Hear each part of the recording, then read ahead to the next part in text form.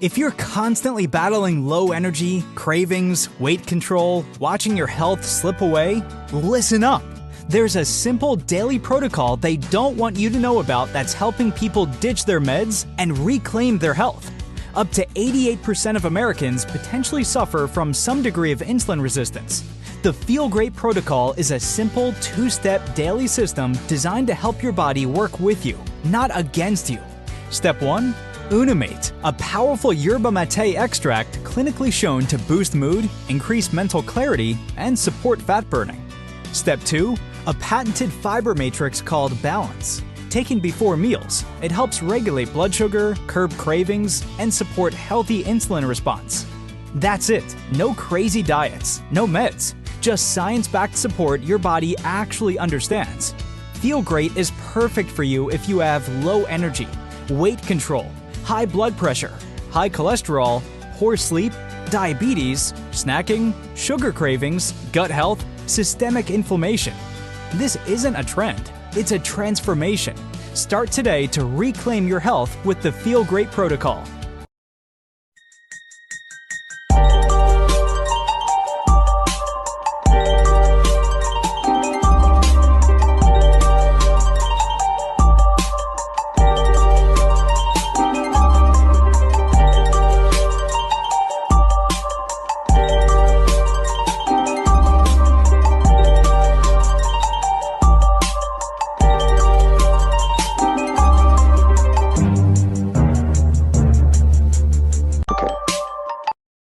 Never had it like we have it now. Right. And Iran knows that, and they've been put on notice. If you fuck around with us, if you do something bad to us, we are going to do things to you that have never been done before. Never had it like we have.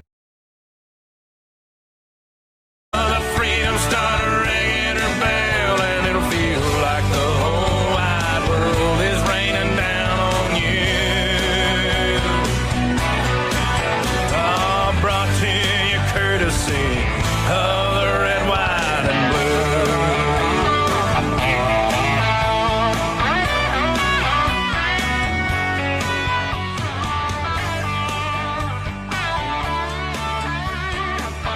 When you hear my All right, so I love that song, and maybe I should have got the original for you, but Toby Keith rocking in that one there. But Dan Scavino is posting this out in his last many weeks here, and that was, of course, Rush and President Trump a long time ago. But you don't want to hear about that. You want to hear about some guests or a guest and a friend that's coming on here. And we had him a couple of weeks ago, and obviously, if you guys have heard, we had a little bit of a situation in a certain country where some things went big, bing, boom, and lots of disinformation and whatnot flying around. So we'll try to get any type of information that we can gather from good sources. And first, before we get too far into that, brother, Mr. Ghost, how is it going today, sir? How you doing, brother? Better than a half hour ago, as we were talking about. No, I gotcha.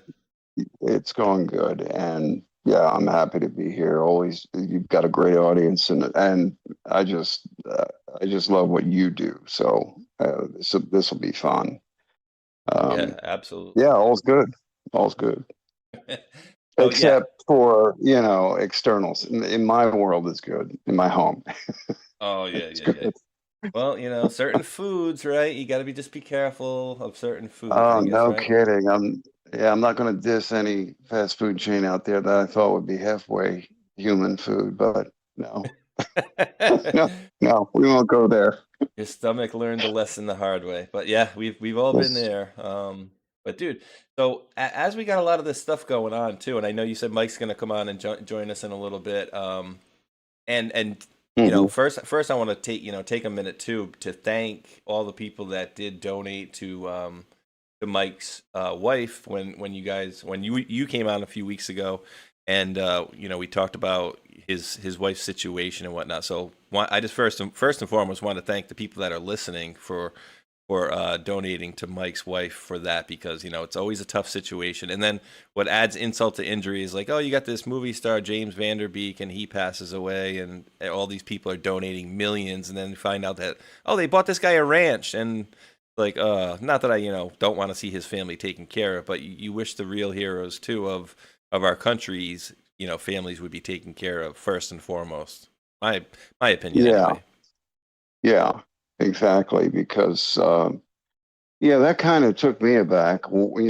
People, and I'm not, disrespecting people's desire to give, but if you knew the difference between an actor's life and the life of what she's done, for example, and he, myself, and many others, it's there's no comparison. It's not even apples and oranges. And you know, it is what it is. The world is the way it is. Things are the way they are. But I understand why people did one thing for him, but this is a different thing, a whole different set of circumstances. And how can I put this? For example, she was there as a civilian worker during the pullout in Afghanistan. And these people, everyone there, military and civilian, it was quite a hardship and a hard thing to go through. That's just one example in what she's done. I know an actor has entertained people. I didn't even know who that guy was really until I looked into it. And then I said, yeah, I recognize the face. I don't know the name. But there's a big difference. There's a huge difference. As a matter of fact, it's opposite hemispheres in the world of reality when it comes to, what those who have served, be it in a civilian capacity and especially military, receive when their lives are destroyed or on a very bad trajectory compared to an actor and his family. I can't conceive of us thinking, and this is me saying to my friend and his what, and both of them are my friends, and they're family to me. I can't conceive of myself saying, "Oh, you can buy a ranch when this is all over." It's not happening. Not Yeah, right. happening. Not because the money's not there. Even if the money were there, 1.2 million or 2 would go to a transplant. Right. Gone. So that's the difference. And anybody who would question that, they need to question their discernment. There's a big difference. If you Wow. have that link for the GoFundMe, drop it in later, or I'll send it to you, or he'll send it to you. But people have been very gracious and magnanimous with the audiences that I've talked to. And then I said, you got to come on with me. And people need to hear your perspective, your knowledge based on your history, and it will only complement what I have to offer, and vice versa. So, yeah, and we're giving people a service. We're giving them information they're not going to normally hear solid, grounded perspectives on. And like, for example, what's happening in Iran right now? Don't be fooled. What Right we're there. doing is right on, and the time is now. And it wouldn't be done now if everything hadn't been taken into consideration, including every scenario that you could possibly imagine to hurt the American people stateside, let alone the region and the military minds that planned this. Brilliant, amazing, and they've done an amazing job, because if anybody else would have gone against Iran with this, the IRGC and whatever forces in their regular military that would have gone along with this insanity, could have been a lot worse, a hell of a lot worse. Yeah, And even I can see that. yeah, and we're seeing another domino that was a globalist pivot point and nexus point taken out. So it's not long for what I think aspects of, and even direct, what people have been expecting since 2017. So here we Exactly. are. Well, welcome to the show. Well, and that's the thing you got too, Ghost, right? You have, and I'm putting out new show postings here again because I posted this out last night, super late. But so basically, what you got here is just exactly what you mentioned regarding Mike and his wife's case. Is discernment needed, right? And So on one hand, you have people like me who have been kind of looking at this stuff and following a certain letter, who have been giving us little breadcrumbs throughout these years. But then you have people, and this is genuine thing. This is, so you have true, genuine, like, black pillars who are just there to kind of cause, division, and people who don't really want the truth. They just want to cause friction. Then you have people like And paid myself who, black pillars too. oh yeah, yeah, Paid absolutely. black pillars. Yeah, so those would be the people that are genuinely just don't care. They want to cause friction and strife and stuff. Then you have people that are on my side that believe that, something more is going on, to the case. But also you do have a percentage of people in our community that kind of were along my thinking, but then around the inauguration, they kind of just went, "Oh crap, he lost," and that was it. And so some people didn't really kind of dig too deep into it during that time, but as things got, more and more deeper into the whatever that administration was, where we started seeing tall, short Joe, weird mask, him saying the words salute the Marines rather than saluting the Marines. So we see all these different things. But so some people, without, being a paid black pillar or whatever, genuinely thought like, oh, wow, yeah, we got this thing, we're about to do this. And then, well, never happened. He lost. And then Biden came in, and now Trump's trying to kind of claw his way back in. So I don't know if there's anything you want to say to that whole blurb that I just put out there, but that's kind of what I'm seeing for people on social media in the kind of a broad spectrum, especially in the last 6 months. Yeah. But I'm seeing stuff like this like crazy too. So like right here, I was the hunted. Now I'm the hunter. I mean, we saw this post many times from the team, and then I'm like, well, wait, this is coming from the White House.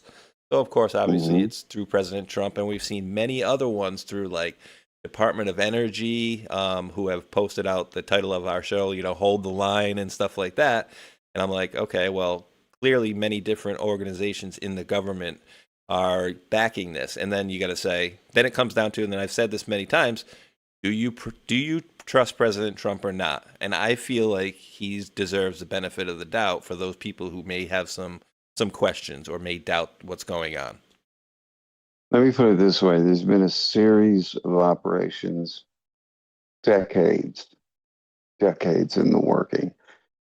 You're not going to put that kind of effort into it if in the final days, one thing you're not going to do in the final months is put out the friggin' plan. That's the last thing. I don't think you ever give that to your opposition, your enemy. And if people really grasped the entrenchment globally that both the financial, the bar-administered legal system, all of these things have, and what they have done, and in history, in the nearness of time, let alone the fullness of time, will bear out what I'm saying. Entrenched in ways that you were managed collateral chattel as people, number one. Number two, how this is playing out in these, let's say, final major moves, it's becoming quite apparent if you've been tracking it the way you have, and many I'm sure in your audience have, and many out there have. At any time, it was easy to become blackpilled. Why? Well, what was those 4 interim years with that administration? Do you think that was not a little bit maybe monitored, controlled, and directed? And but highly for a reason. weird. Yes, highly weird to say the least. But the percentages were there. They had to be solidified. So that 4-year interim, there was only so much damage that could be done. That was allowed in certain respects to be done. Others, of course, couldn't be stepped in front of, no matter how deep and complex all of these series of operations were. So we're seeing that. I've heard people say, well, nothing's happening. Have you paid attention since the 1st of January? Board of Peace. I could go on and on. Board of Peace, executive orders to the effect that everything during that 4-year period, that interim 4-year period, is null and void. And legally and lawfully, that can be done, and it is being done. All of these things, and much more, that are proof positive that you're seeing a trajectory that was set into motion a long time ago. People and events were put into place, others happened organically or as a reason, more appropriately, as a result of those oppositional forces that want to own the means by which you do commerce with. No two human beings can exist on this planet without commerce. We're engaging in commerce right now, except there's no fee. That's bilaterally accepted. I'm not charging you. I'm not charging the audience. No one else I know is charging the audience that I know well. Let me put it that way. And you've been given this information, and many have stepped up to give their perspectives for a reason, so that those who firmly at least knew in their gut it was going in the right direction would stick with it. They had to stick. The population is the prize globally, especially here in the United States. And I've said this many times, and I'll repeat it again. As this country goes, so goes the world. The reason it isn't in utter chaos prior to, let's say, a tyrannical and totalitarian system that will cloak itself in all the fineries, and people will swoon to it because it takes advantage of their better nature. People had to discern between, well, yeah, this is appealing to my better nature, but is it a good thing? A lot of times it wasn't, but not from the side that's, let's say, from the administration on down, up, and over. It's for you. And it needs your attention, your self-education. Be autodidacts in every sense of the word, every subject, everything you can learn, even though a lot of it now is heavily censored. I remember when you can go on Google and get 2 million responses, you can go for hundreds of thousands of pages. Now you get stopped at about 435 to 465. If you type World Series 2012, you're only going to get about 500 responses before the search engine says you're dead. You're no more. Wow. Okay, well, there is more. There's private accounts. There's personal blogs or blogs out there, and you're not going to get them.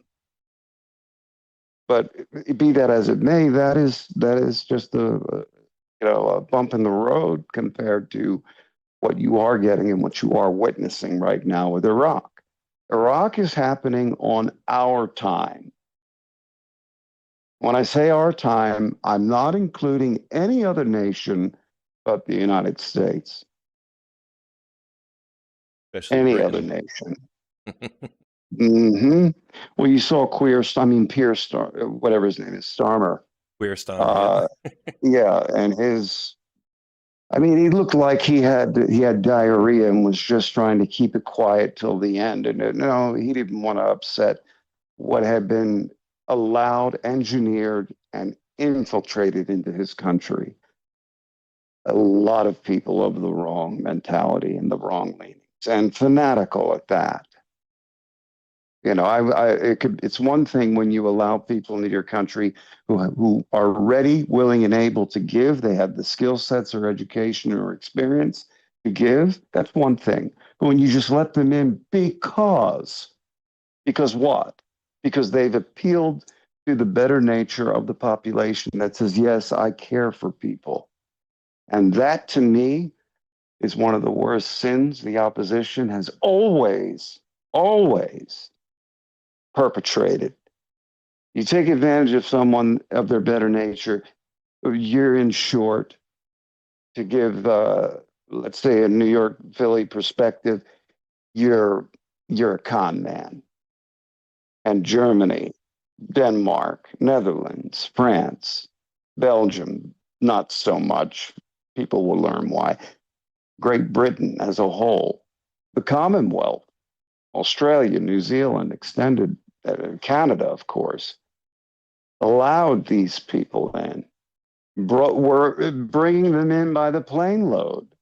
Us, during the interim years, A, so that you could see what was happening, B, so that to a certain point it may or may not be manageable, but that is all for everyone's edification and realizations of what's going on. So most people are not thinking in terms of the absolute detail and minutia of ways and threats that are against this country on the micro and the macro, but now they are more so. And I hope that that continues to be focused, because it's happening now, whether you want to recognize it or not. And I had said on other broadcasts, if nothing happens by the 1st, we're in trouble. Well, many things have happened since the 1st of January. I don't have to go run down the list.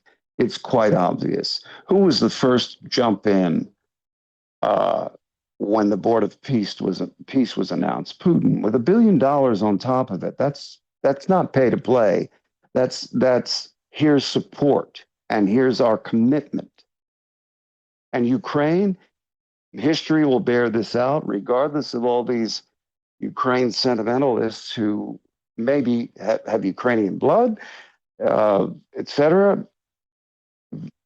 Thank him for taking care of that nexus point for globalist domination of your mind, your body, your lives, and the lives of your children and grandchildren. Don't forget that. All of this is for that very reason. And dude, you brought up Keir Starmer, and well, I thought it proper to bring up just to kind of show folks, what we're dealing with here. Apparently, here's a young Keir Starmer and a Jimmy Seville, and then I haven't got a chance to verify all these pictures because a lot of these are probably, some of these are probably fakes. I don't know, but I do know the one. I think you'll find real real connections. Yeah, I this don't mean to one's cut you off, but I think you'll find real connections. yeah. This one's definitely, I've seen this one before, but I don't know. Sometimes when you see this, it almost looks like there's too much light on the face up close, and some of these. So I don't know that it's real. I don't know that it's not. So I'll just leave it at that for now. But yeah, a lot of connections that these people have, right? And then these people are brought in, and then you wonder why certain things are the way they are, and it's because it's all these people are friggin' blackmailed essentially and doing all this nasty stuff. I mean, this guy was. What's the word? Pederast or whatever. I mean, the dude was just, Yeah. by all accounts, the dude was dancing around with dead bodies in the morgue and doing probably other worse things. Yes, and what you're probably thinking is yes. To the viewers, yes, most likely. Yes. And so just horrible stuff. And so yeah, it's just been a foul stain on our humanity that these people kind of keep running things.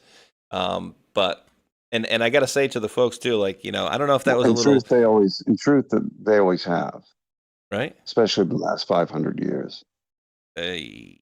So I mean, continue on. It's all nasty. Think Tavistock Institute. Think Tavistock Institute. Others, Peerbright. You can thank Peerbright for COVID. Let people do the history on that and the digging of the documentation and the names on the documentation regarding that. And that Peerbright had an office 3-4 hours drive outside of Wuhan, which happened to have the highest concentration of Christians in China. And coincidence. Satellite reconnaissance couldn't even count the urns of burned bodies. So think in those terms.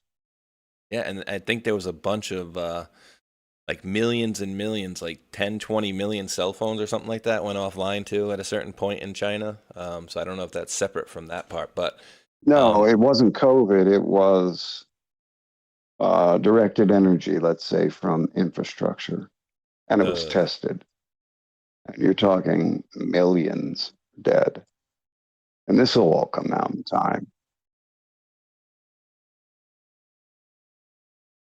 Stream stats, pop that up on the screen. So I brought this up too as we were kind of talking, and I know a lot of the folks in the chat have seen us talk about this in the past, but well, we have this situation where the team talks about this, right? And it's not really up for debate whether we gave Iran $1.7 billion in cash. We've heard President Trump talk about it numerous times. There was I don't know, 757, 767 stacked top to bottom with cash and blah, blah, blah, blah, blah. But then they say, like, oh, well, it was their money anyways, and we were holding it for decades or whatever. And I'm like, doesn't No, sound normal that they did it in cash, right? And then even the teams here talk about, wait, we could wire stuff. Like, wait, why would you send cash if we could wire? It's kind of weird, right? I mean, the whole thing is just international screwed. bank-to-bank transfer. Yeah, through that would have gone through SWIFT, for example.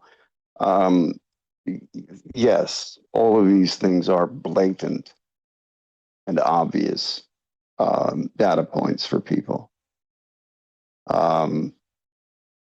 If it wasn't, think of the 12-day that they're, especially in other countries, exalted 12-day war. Da, da, da. Yeah, that was basically, they're getting not too close. They're already close enough. It doesn't take. It doesn't take Stephen Hawking minds to create a Hiroshima type nuclear weapon. It's very simple. It's enriched uranium beyond 61%. And you ideally want it at 90 and above, so you get a clean burning reaction. But either way, at 90% or above, only 1% of that softball mass has been converted to energy. Think about that. But there had been also, they'd squirreled away enriched uranium at various parts of the country in deep holes under solid granite. So if we went in, it was time to go in. And preceding events were a part of that. Venezuela. You're going to see Cuba shortly enough in many ways. And there's a few others that need to either come to Jesus and fade away.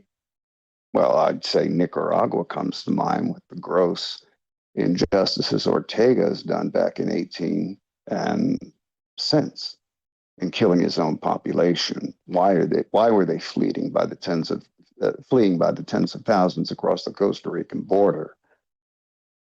It's not because it was happy time there. When students, for example, wanted what he had always said and promised, free and open elections, well, that wasn't going to happen. And his wife being a practicing witch of the black arts.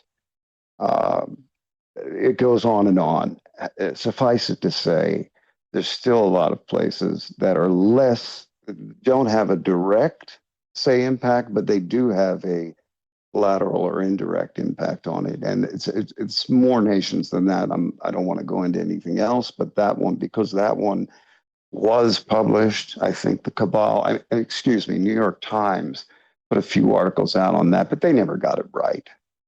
They pointed out the door-to-door arrests and torture and murders of these people, but the American public, by and large, didn't know a damn thing about it. This is not the only place on the planet.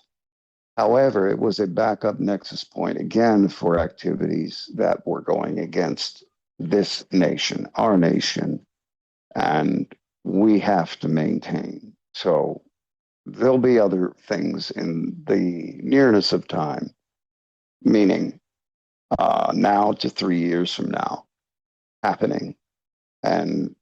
But I think in the future, most people are going to really understand why those things are happening.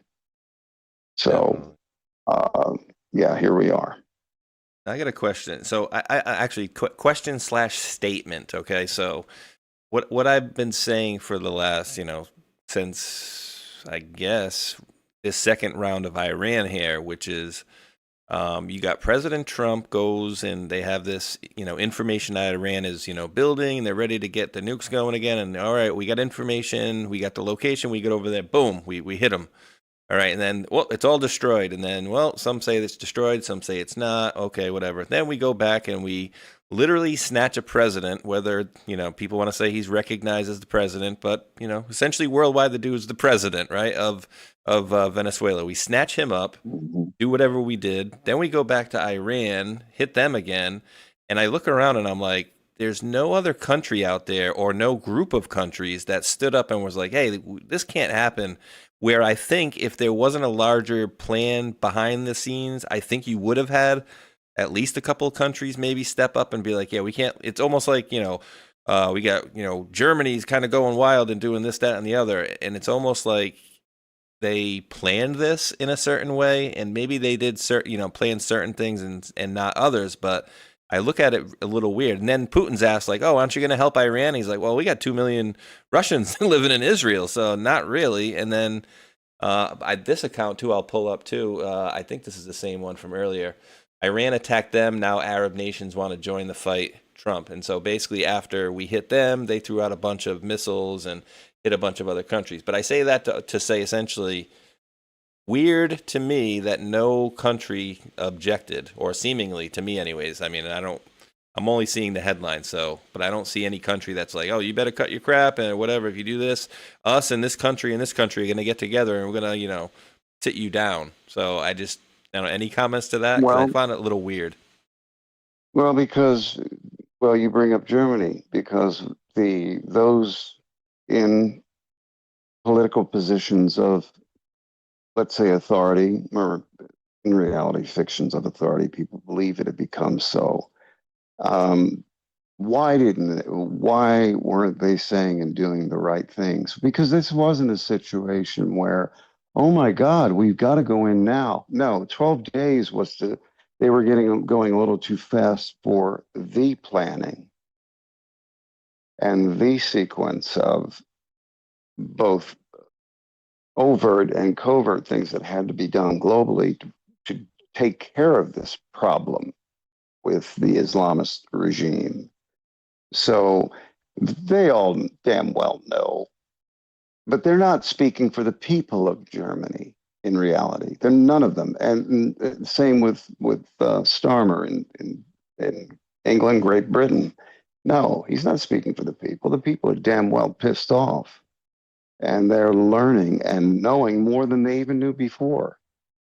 So it was very interesting to see, well, we're not going to let them, mount offensive actions from our bases. Yeah, okay. But that was expected. All of this was expected. And then people need to understand there are battle plans to deal with all 209 nations, each of them individually. There's always a battle plan for a nation. That's just common sense and preparation and readiness. Well, this one had been intensely being worked and reworked and reworked and reworked from day to day, intensely for the last 15, 20 years in certain circles, but especially since President Trump came into his first term. It was always that needs to be dealt with. And long time too. Here we are today. And it wasn't on anyone else's terms or desired timelines. It would be as per the threat and necessity to what, let's say, our interests were and are. So even you would think with 78% of China's oil being curtailed, they'd be pissing and moaning. No, you've got a lot going on in China right now. Xi isn't sleeping in the same place every night twice. He had his man he knew his whole life because their fathers fought in the Maoist revolution. That was funny, in the Maoist revolution together. And they had him detained and executed, and about roughly five out of seven in the two layers beneath, same thing. So I think a lot of complex math needs to be done in that respect with regard to people hearing this information. And what's happening there now is the right time, the right way, and the right methods. And your point is really valid and important, that all of these countries are not stepping up to join because those who know better in those countries know that they've been infiltrated through refugees and immigration in a very bad way. So they're not going to jump up in one way, but in other ways, yes, they've been assisting. I'll just leave it at that. In other ways, they have been. They wanted to help it's after, it divisions. seems. Oh, sure. You know, once the potential for any serious negative repercussions were, let's say, mitigated, of course, it's easy for someone to come in then publicly. So that, remember, someone like a Starmer is always acting on self-interest, self-preservation in a very complex set of scenarios. I think Machiavellian with all of this here, even so. So, yeah, there's so much at play here that isn't talked about, and some of it doesn't need to be talked about right now. And I'm sure everyone can understand why. You don't ever tip all of your hands, and you know, if there's 20 of you on one side and 20 in between and 20 on the other, nobody's going to tip their hand. It's stupid. Yeah, and that's how it has been, always has been, and will be, until certain fundamentals regarding humankind change. But that we're talking long term there. But I'm sorry, go ahead. No, you're good. I mean, he's always talked about too, right? We're not going to let our enemy know when we're going to strike, and you know, conditions on the ground will dictate. And so, you know, you have a certain you got groups out there that are saying certain things, and then those groups get like, oh well, they're with this people and da. But they're saying essentially the same thing that you were saying about like Keir Starmer is basically opportunist, and like, oh wait, you didn't want to help at first, but now after it's done, you wanted to kind of jump back in. And I've been saying for a while as well, you know, we're always told in the drop that a certain country is for last, right? But I said I think we're overlooking our original enemy, and I don't know how much enemies they are of us. You know, nowadays, is it still as bad as it was? And it seems that, you know, President Trump kind of went right around them during this operation and kind of left them out on the porch, old Keir Starmer on the porch there, and then they wanted to get back involved. So, you know, I've been saying, hey, we left that country for what, 3% taxes? And so you got all sorts of weird stuff going on. And then you got this guy, right? Tax. Right? Tax on tea. What was it? Yeah, 3% real small tax or whatever it was. Yeah. And then we burnt ships down and we took away from countries. And so it's like, yeah, maybe we have a couple of enemies that are posing as friends. And, you know, I don't know how much, you know, what's really going on behind the scenes. And you're right. We don't, for operational security, we as regular citizens shouldn't be knowing what's going on, because if we do, then other countries would know as well, which is obviously never a good idea. You know? Yeah. And a lot of effort, time, planning, and daily revisions and plan goes down the toilet.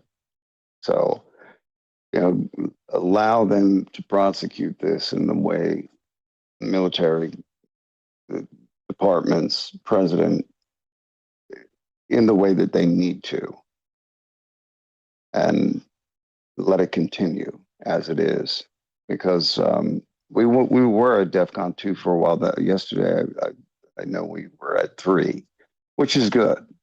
You know, there were many times during the Cold War and interceding times since we've been to 2 and 3, but 3 isn't necessarily oh my God, the sky's falling. 2 is, yeah, everyone's head on a swivel. Used to be called cock trigger, a number of euphemisms, but 1 is all out, let's say, global war, and we're not there. And there's reasons why we're not there. And other huge countries, I don't think you're going to see, I could be wrong. Of course, everyone can be wrong in their assessments, but I think the probability that China is going to move on Taiwan now and all this to hear all of this stuff out there, but people need to understand. In one way, yes, it always makes a country more desperate when their internal situation isn't as they desire. You had three major banks fail in China. Think of think of Wells Fargo, Bank of America, and another, or Citizens. right below Bank of America, closing, going belly up since the first of the year. You have a large section in Northeast China where these modern cities that actually kind of look like anything we're familiar with, almost identical, are ghost towns now, because economically, remember, it's a top-down economic situation in China. It's state-run businesses for the most part, are heavily influenced state-run enterprises.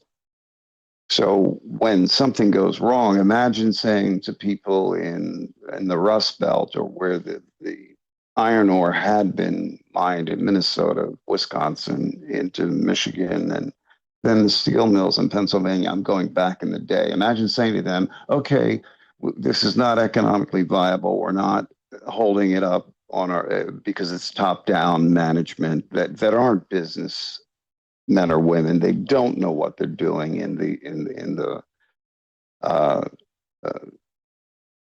the communist government there. So imagine saying, well, you've all got to move out of that area because we can't afford to sustain you, and you've got to go somewhere else, and we're going to put you in all these different.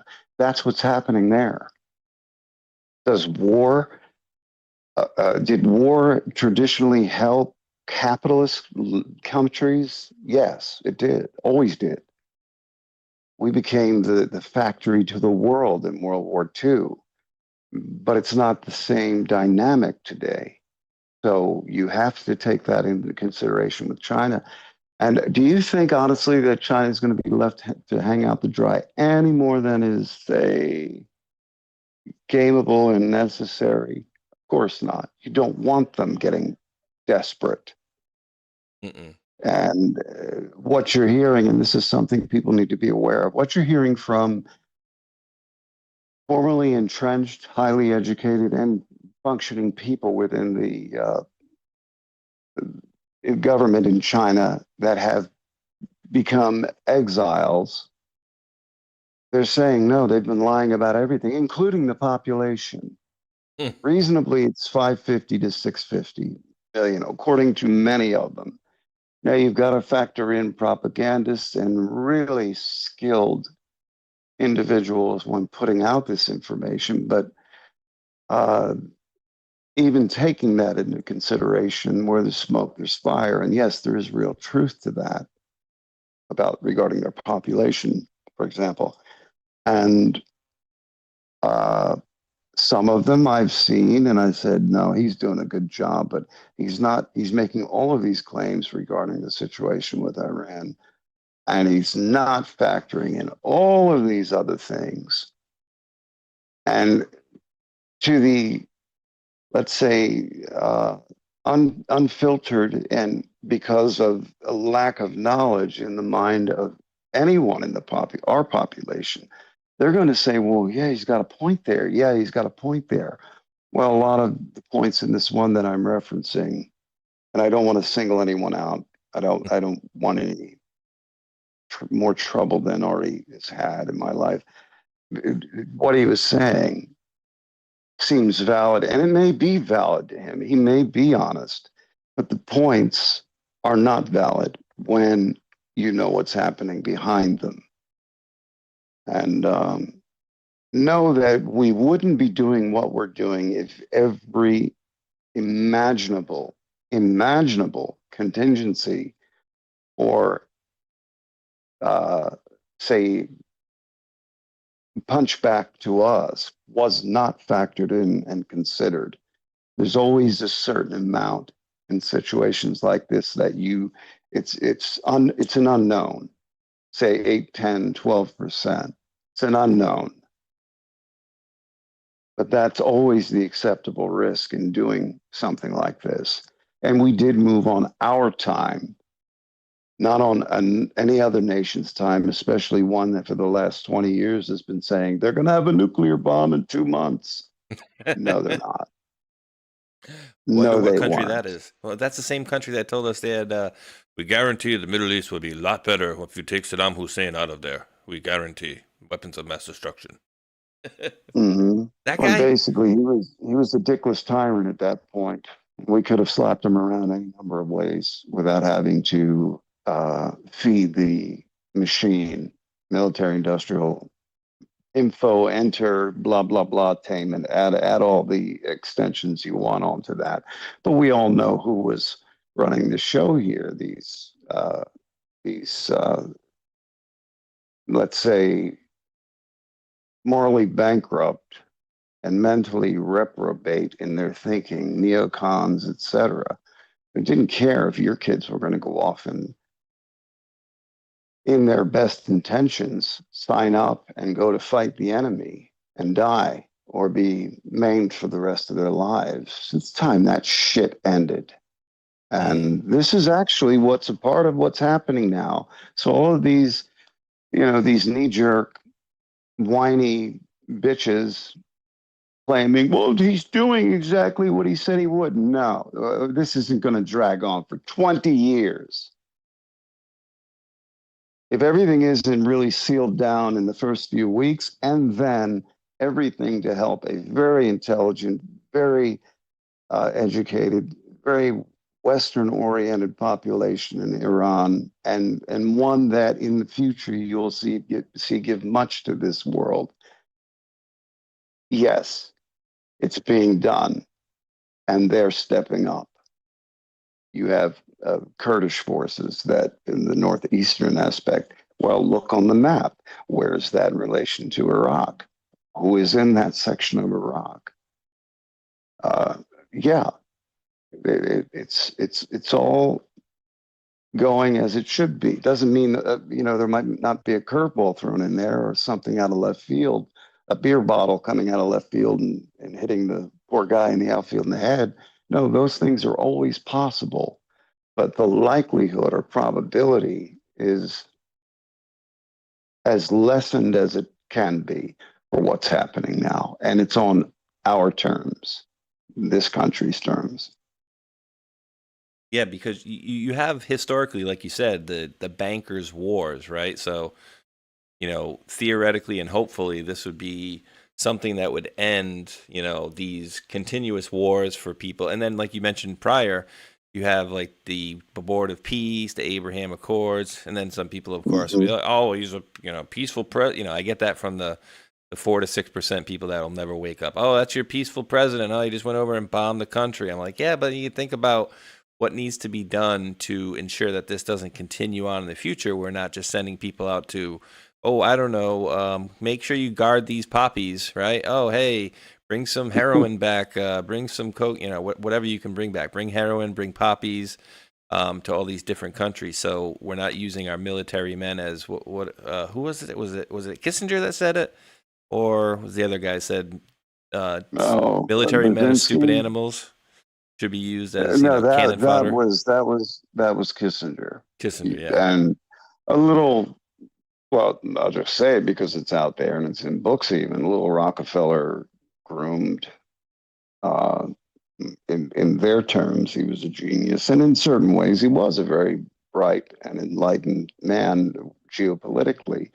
But we can all go back all the way to Vietnam and see how his wonderful choices, and say he was once Secretary of State, and you can see how he was always there, lurking in the immediate circles of presidents for 30 plus years. But he was never someone for the American people. He was a globalist through and through. And again, his self-interest kept him on that team. And there are certain, it's not that anything is all wrong or all right. It's a two-edged sword, and it's not a million, it's a billion shades of gray. It's a shade of gray for everyone in the scenarios, for example. Everyone from the actors to the non-actors to the spectators, which is the world public. Um, all it takes is a little bit of research and reading of many books that are out there, and a little bit of critical thinking to see what a Kissinger and a Brzezinski was. They loved doing what they did, and they didn't care how many Americans or otherwise died in the process of whatever it was they were setting up or tried to set up. It's no mystery, and it's not hidden. It's there for all to see. Dude, I got a funny / interesting one in a little bit. I'm gonna ask you that one in a minute, and I think it might just be on might be in your wheelhouse as far as you might find it interesting. But before we get to that one really quick, I wanted to bring this one, and I'm just pulling up a random post here. Islam invasion. I don't know this account, nor do I follow it. Just happened to be. President Trump briefing Iran's Navy sunk in days, air defenses wiped out, missiles hit in 4 minutes, planes gone, comms out, terror regime is crumbling fast. God bless the America. Now, a certain person told me, I think last Saturday, that there would not be a boat left in the water, that their Navy is going to be decimated. And it appears that that has kind of come to fruition as well. And Ghost, somebody, and I'm not going to mention who. Where did I put this? Had sent me a very interestingly timed message the other day to basically keep a lookout at like 10:45 the night that President Trump told everybody at 2:30 in the morning that we just hit Iran. So somebody sent me a live link to watch the Middle East and Iran, and had a few feeds of Iran and Israel on there, and said, "Be ready." I almost feel like that was like a little bit of foreknowledge that was sent my way. I mean, you wouldn't know anything about that, would you? Well, I don't know who would have sent you what, but they very well might have been giving you a heads up. That was right about when the trigger would have been pulled, or a little bit within, say, 90 minutes, 2 hours or so after that, when that trigger was pulled. Because again, it's the element of surprise. They wanted to hit them. They always think, well, the Americans strike at night with their, amazing aircraft and systems and all of that, and we'll gather in the morning. Well, wrong. Always expect the unexpected, if there's a lesson in that. But someone sending it to you and wanting you to put it out there prematurely would not have been a wise idea for you to do. That kind of thing. That'd be like someone saying, oh, it's a little after 7 a.m. They're going to hit Pearl Harbor. Why don't you put that out over the shortwave, the 10,000 watt station you have, and broadcast it to the world? Well, that would have potentially effed up a lot of stuff. Yep, timing. Because, yeah, exactly. Timing. For your knowledge, and hold it, okay, fine, if someone wanted to tell you that. But for you to put it out there on a broadcast, you're broadcasting all of the alternative broadcast arena and podcast arena is being monitored by everyone. Social listening. So what if word got back to them and they disbanded their morning meeting and headed for the bunkers? Would have been all that much more difficult. Interesting. But as it was, they were decapitated at the very start. And I saw a comment in the chat, and it's my humble opinion, of course. No, of course. and so in the chat, I saw a comment earlier, and I apologize if I forget who. It was very early on in the broadcast here, but they said, like, in a situation like this, how do we, or how does our military verify, or how do you confirm, like, a person like Khomeini's dead? Because I know, like, historically, you'd have certain countries would say, "Oh yeah, we killed this guy," knowing full well they didn't. Right, only to have them come up and be like, "Oh no, hey, I'm here. that's when you try to kill him, right? When he pops his head up and says, "Hey, no, I'm alive. See here." But so, like, how does the Yeah. military go about verifying? I mean, because nowadays with like AI, I would assume they maybe use some sort of DNA stuff, but like, are you going to be able to get over there to sample DNA and pull it back over? Like, how would they go about to genuinely verify and know for sure, yes, we got this guy? Well, let's put it this way. You had so many people from scientists, businessmen, military, intelligence people were not down and knew the future of the IRGC. It wasn't a concentrated, heavy covert operation or series and combination of operations to get the Iranian people in those positions to talk. They were, as far as human intelligence is concerned, they were feeding it to Mossad and us constantly and others. So you have an extensive civilian and crossover into intelligence apparatus over there that has existed for a long time. And so it was easy to get confirmation, easier to say, okay, this is what the ones we trust, all of these people we trust in all of these different directions, in all of these, say, different operations or just pipelines, they're all saying the same thing. Let's get satellite. Let's get other exotic sensing technologies confirmation of what they're saying. So it wasn't that difficult compared to as if they were an iron curtain. Nothing got out, nothing got in. Anyone that opened their mouth in the wrong way, civilian or otherwise, bullet to the head. It was much easier, because this has been building for decades. Very long And time. yeah, so these networks, you've seen some of the videos of like the husband and wife, the woman screaming and wailing in actually joy, because here comes, boom, you hear outside of this 500 or 1,000 pounder go off at a certain government building or other, and how many people grab their husbands or their husbands grab their wives and wail in joy when they hear 1,000 pounder go off 3/4 of a mile or a mile away. So right there, that's a very visceral and emotional example of, well, what do you think those who did know or were involved in the nuclear program or were involved in IRGC and government intelligence, military? Well, there was the one video that was smuggled out of them going into where most of the higher ups lived, all of these checkpoints and concrete barriers, etc. How did that get out? Why was that put out to everyone to see? And there's a guy, Mayor Tusi, out of London. The president even recognized him. I've been watching him for a long time. When he started this, I saw when he had 400,000 followers, even less, to where he's at 1.4, 1.5 million now. He's doing a brilliant job.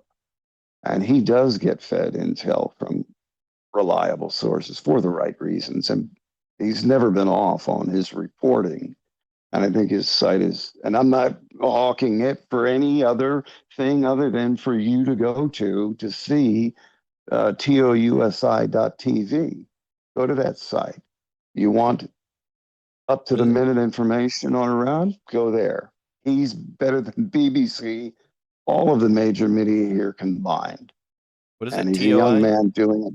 tousi.tv. And he's doing a brilliant job of it. His reports go out on YouTube, I think several other things, but YouTube primarily, and his website. And he's done an amazing job. People like him should be supported for what they're doing. tousi.tv. Let me see. Let me pull that up here. Yes, that's him. That's him. Drop this in the chat for folks to take a look at as well. And can peruse it for themselves as well. Drop it in Rumbleski. I gotta. He's a very, Okay. very intelligent, very well balanced in his, let's say, activities and perceptions. Does an excellent job. I've never had anything that I try to catch him twice a day. He puts on sometimes up to 4 broadcasts a day, from anywhere from 20 to 60 minutes, usually getting in that range.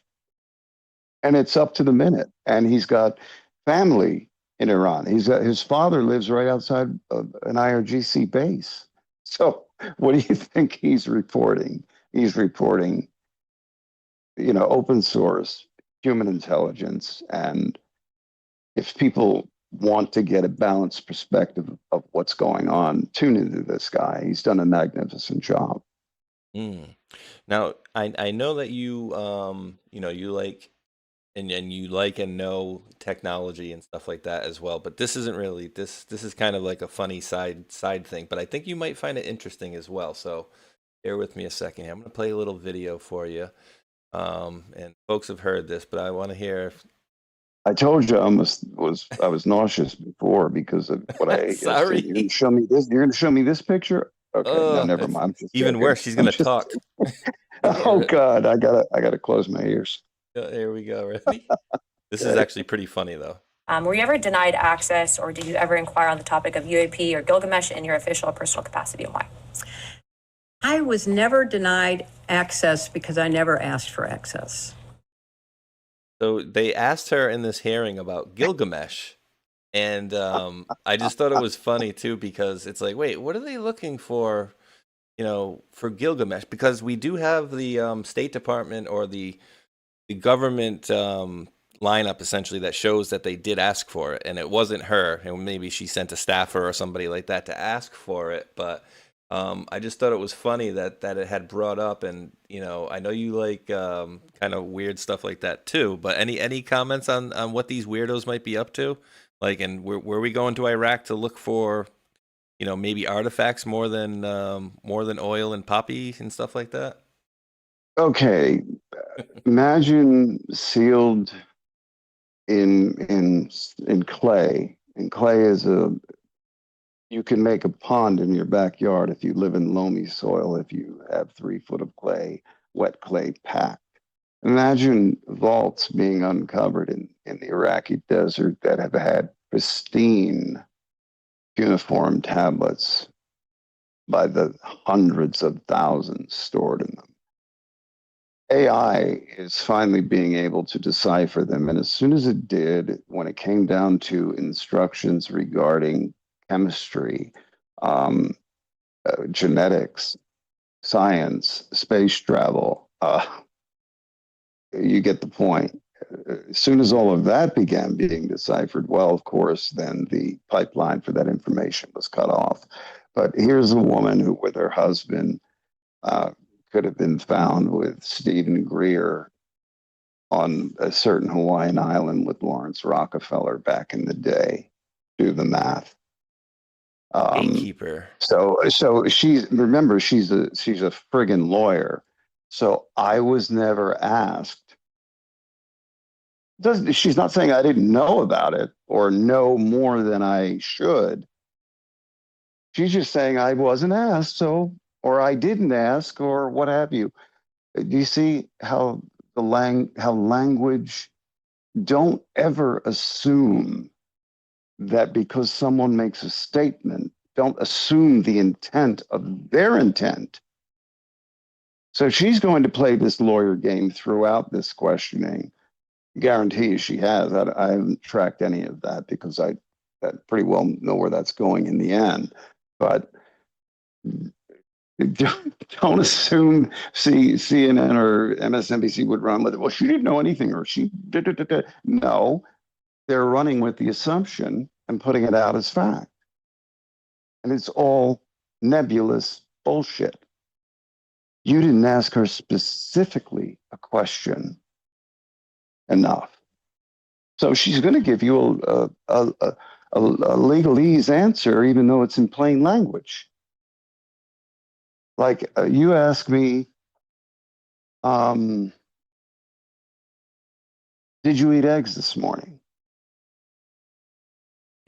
And I can say, well, I did, and they were good. Does anybody know if they were put in a crepe?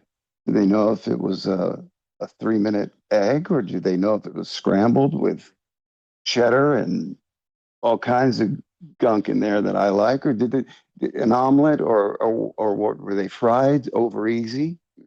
You see, you have to ask the specifics of these people. And I would think that the questioners of them would be a little more on the ball with the specific questions, knowing that X, Y, and Z is known by her.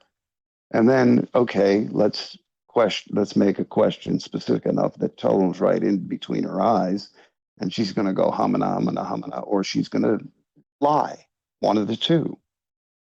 Or she's going to tell the truth, which is, I wouldn't expect that. I'd expect blood from a stone before you got that from her, other than her anger and her outrage. Oh, shut the hell up, lady. It was great. Imagine, and Hulk played a really good, maybe I can find it. Somebody overlaid like the devil face over her in such a perfect AI. If you heard that part where they brought up the insurance policy, Anthony Weiner's laptop, where the Inspector General wrote page 294, Hillary Clinton and Foundation, crime against children, and then it talked about insurance file when she got all pissed off. Was this part of, we were all working under the same rules. You took a picture. He's like, oh, I'll take it down. No, it doesn't matter. It's like, oh my poor, I almost feel a little bad for Bill, almost. But now we know what he's doing. But yeah, I mean, what you should have done, right, is said, oh. Would you get rules if Congress subpoenaed you for a hearing? Would you be able to set rules? Would anybody I know? Nope. Not unless it was closed door and classified information. Some rules could be set so that other damage wasn't done. But no, of course not. No one gets to set rules. What the hell? When I heard that, that's the biggest takeaway I took from the whole thing. Her excuse my language, fucking rules. Give me a break. And you're going to grant her that other than say no? You're going to show up for marshals, U.S. Marshals are going to escort you. Have it make your choice. Yeah. Well, I remember, mean, she wanted so stage right lighting. there, everyone should be suspect of everything that's going on with the questioning of those two, especially his smiles when he's going through photographs of days gone by. I mean, come on. I mean, his attorney goes and rips the paper from him, and then he's like got this giddy as a schoolboy smile on his face, like, oh my God, Bill, like, geez, wake up. But the funny thing is too, right? The only thing that's undercover is what all that Lewinsky did under the desk. That's all. Take that away. Yeah. The blue dress. Oh, go ahead. I'm sorry. I didn't mean to cut you off. You're good. Monica, the cigar holder, but yeah, so she was asking for stage lighting and stuff like that, and so even Jesse was like, "Oh, stage set for Hillary," and then we have this post talking about, is the stage set for a drop of Hillary, raw video, blah blah blah. We have it all. All right, so as we got this stuff going on, yeah, right. I mean, so we've been getting a lot of these kind of confirmations lately, and then some people are like, "Oh, well, this is just something to get everybody to sit on their hands," and I keep reiterating to people, well, we're supposed to be having this 250th anniversary, party, 4th of July area, and that's, by my estimation, 4 months away, just under 4 months away. And so I believe that for people to kind of truly have a good time and accept a great 250th anniversary, there's going to need to be a lot of moving parts that need to be shuffled around and moved before that. But then we have these things where it seems like nothing's going to come up of it, right? And then, well, nothing happened for this. Yeah, exactly that way. Yeah. Yeah. So that's how they're painting everything. It's like, oh well, Bondi's doing nothing over there. Kash Patel's not doing anything. Excuse me. And all these people are not doing anything. But meanwhile, Trump's out there bombing all these countries, and his DOJ and FBI, they're all doing nothing. And Dan Bongino went in there and he left, and now all these attorneys are leaving Trump. And I'm thinking, well, you do always have turnover in administrations for one, too. But also, we're not going to be privy to certain things. So I don't know if you want to make any comment Absolutely. on That's any of that well, the stuff. last statement you made is the most important thing. Bongino said, if people will recall, that he was going to spend a year and then leave Yep, I because remember certain that. things were being done internally. He did, and he did exactly what he said he was going to do. Now, other attorneys say in certain circles around the president, uh, let's just say some of them left because they had to and were asked to, and the real them is known. Remember, uh, uh, it is a wise in specific circumstances to keep enemies close or keep let's say two-faced close and the worst of them closer. I'll leave it at that. I got one in mind. Betrayal for self-interest is always rampant. Never underestimate the individual's ego in any situation or position. The only one I can say you can be assured of is who's on the surface. Love him or hate him, imperfections and all the good things, is Donald Trump. And I'm still 1,000% behind what he's doing, the administration, and the greater actions at large. I'll phrase it that way. Absolutely. Here's one that I've been calling a slimy guy for a little bit.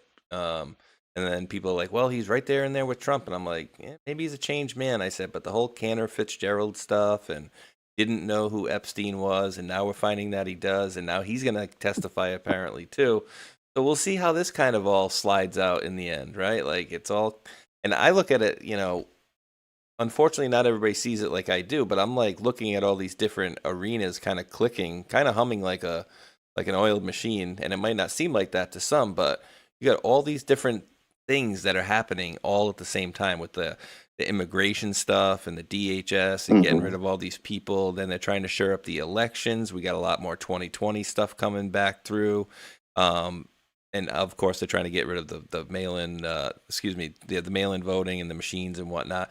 And then, let me go start a war over in Iran after we kidnap a president. Oh, and by the way, we're also going to be down in, Ecuador and Colombia and South America and pulling some other operations. I'm like, and Cuba's coming soon. And I'm like, well, we would theoretically, in a normal scenario, be a little thin at the moment, you would think, right? Like we're fighting these wars on how many different fronts?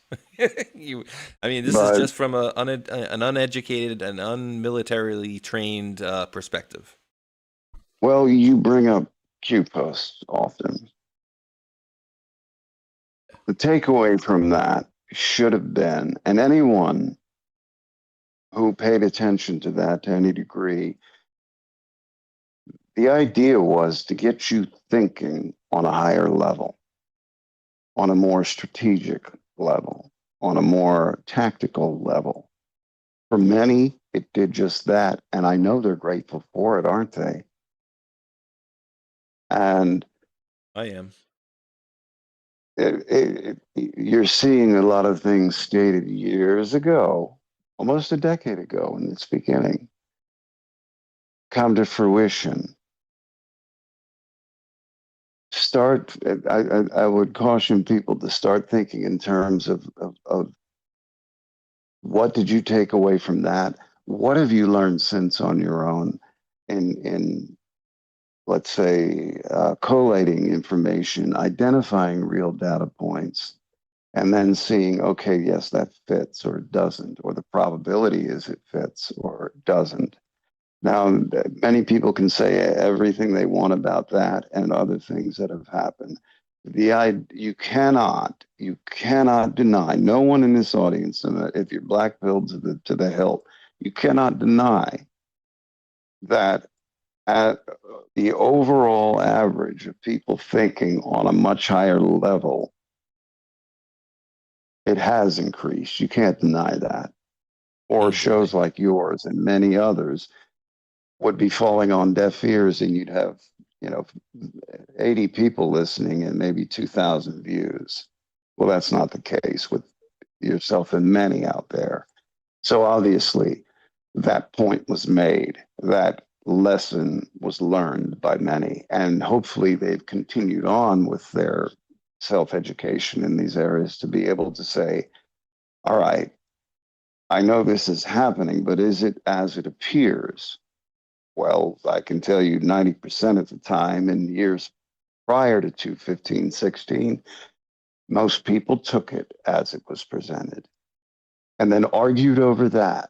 And as long as you were taking it as presented and arguing over it, the nefarious agendas, both nationally and globally, could continue unfettered or largely unfettered. However, that's not the case now, is it? And mainstream media is failing numerically, economically, they're not viable. And who just bought CNN? I haven't had time to look into that, but I understand it's America First individual with money to spare. So people need to, if you find yourself in a negative mode, again, that's an emotional response. I'll say this from a blanket response on a personal level in everyone's life, to from the smallest to the largest in their existence. You choose how you respond to any information.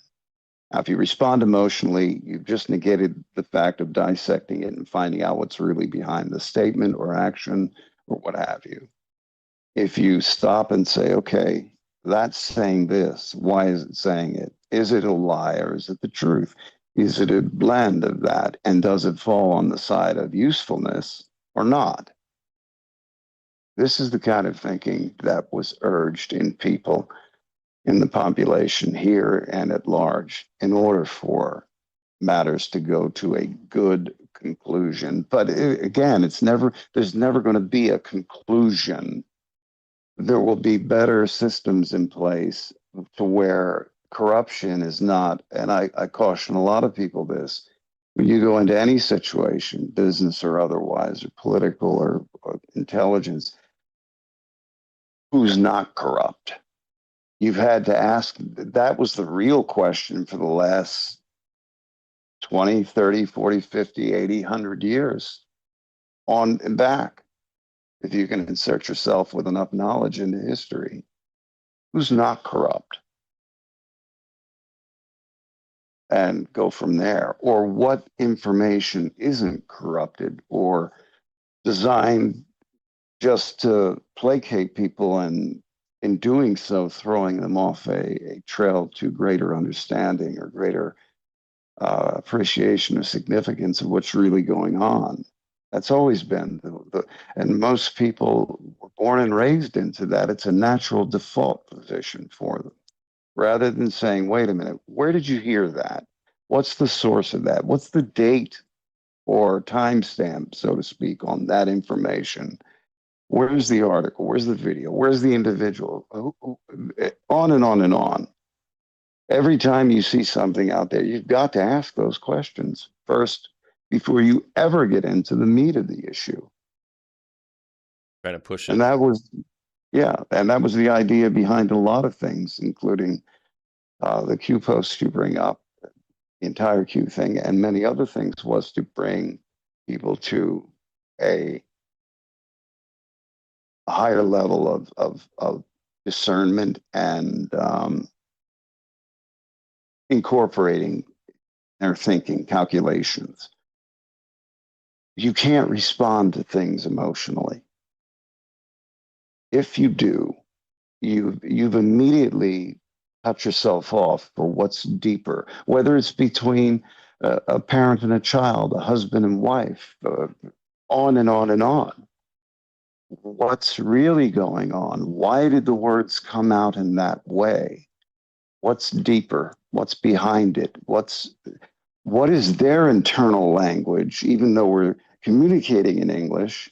What is their internal language and overriding motivations that I should be factoring, rather than the words they use? The words they use are always an indicator of what they're really feeling. Now, whether you take the time to dissect that and to really listen makes the difference between an argument, a knee-jerk reaction and position, or a parroting of that position. Simple as that. Yeah, that's very well said. And the funny thing is too is back then in 2018, as I was recording them, as they were coming out daily, even I think I know I read my first one for a live audience or for an upload January 1st, 2018. And I think it was by like March or April, April, May, I was already like, where the hell are the arrests? This is ridiculous. Like, what the hell? And then I'm like laughing at myself back then going like, did you really think this stuff was going to happen in 3 months after that? But then even now in hindsight, 9 years later, I look at it and I go, was it even possible that information would have washed over the population that quickly back then? And I think it did take almost to the point where we are now, because a lot of people started noticing after, the Biden administration. A lot of people came back after the faux Biden administration left. But I don't know, for me, it was just like kind of like a revelation, like, wait, I don't think it was ever supposed to be that quick in the first place. Like to say posts were going to be coming out, late 2017, early 2018 to start, and that, things would be all wrapped up by, the end of the year, or even the information disseminated widely by the end of the year. Mm-hmm. Yeah, a lot of people got to it, but I don't think, it didn't start hitting the normies until pretty recently. I would say until after, I would say maybe halfway through, that whatever that thing was that we dealt with, the 46 one, whatever that was. But, any thoughts on that? Because I feel like, it took information a little bit of time to get soaked up. And I think that was probably figured in as well, how long it would have taken. Yeah. And it was always being monitored and is always being monitored for that. And people are thinking in terms of their local life.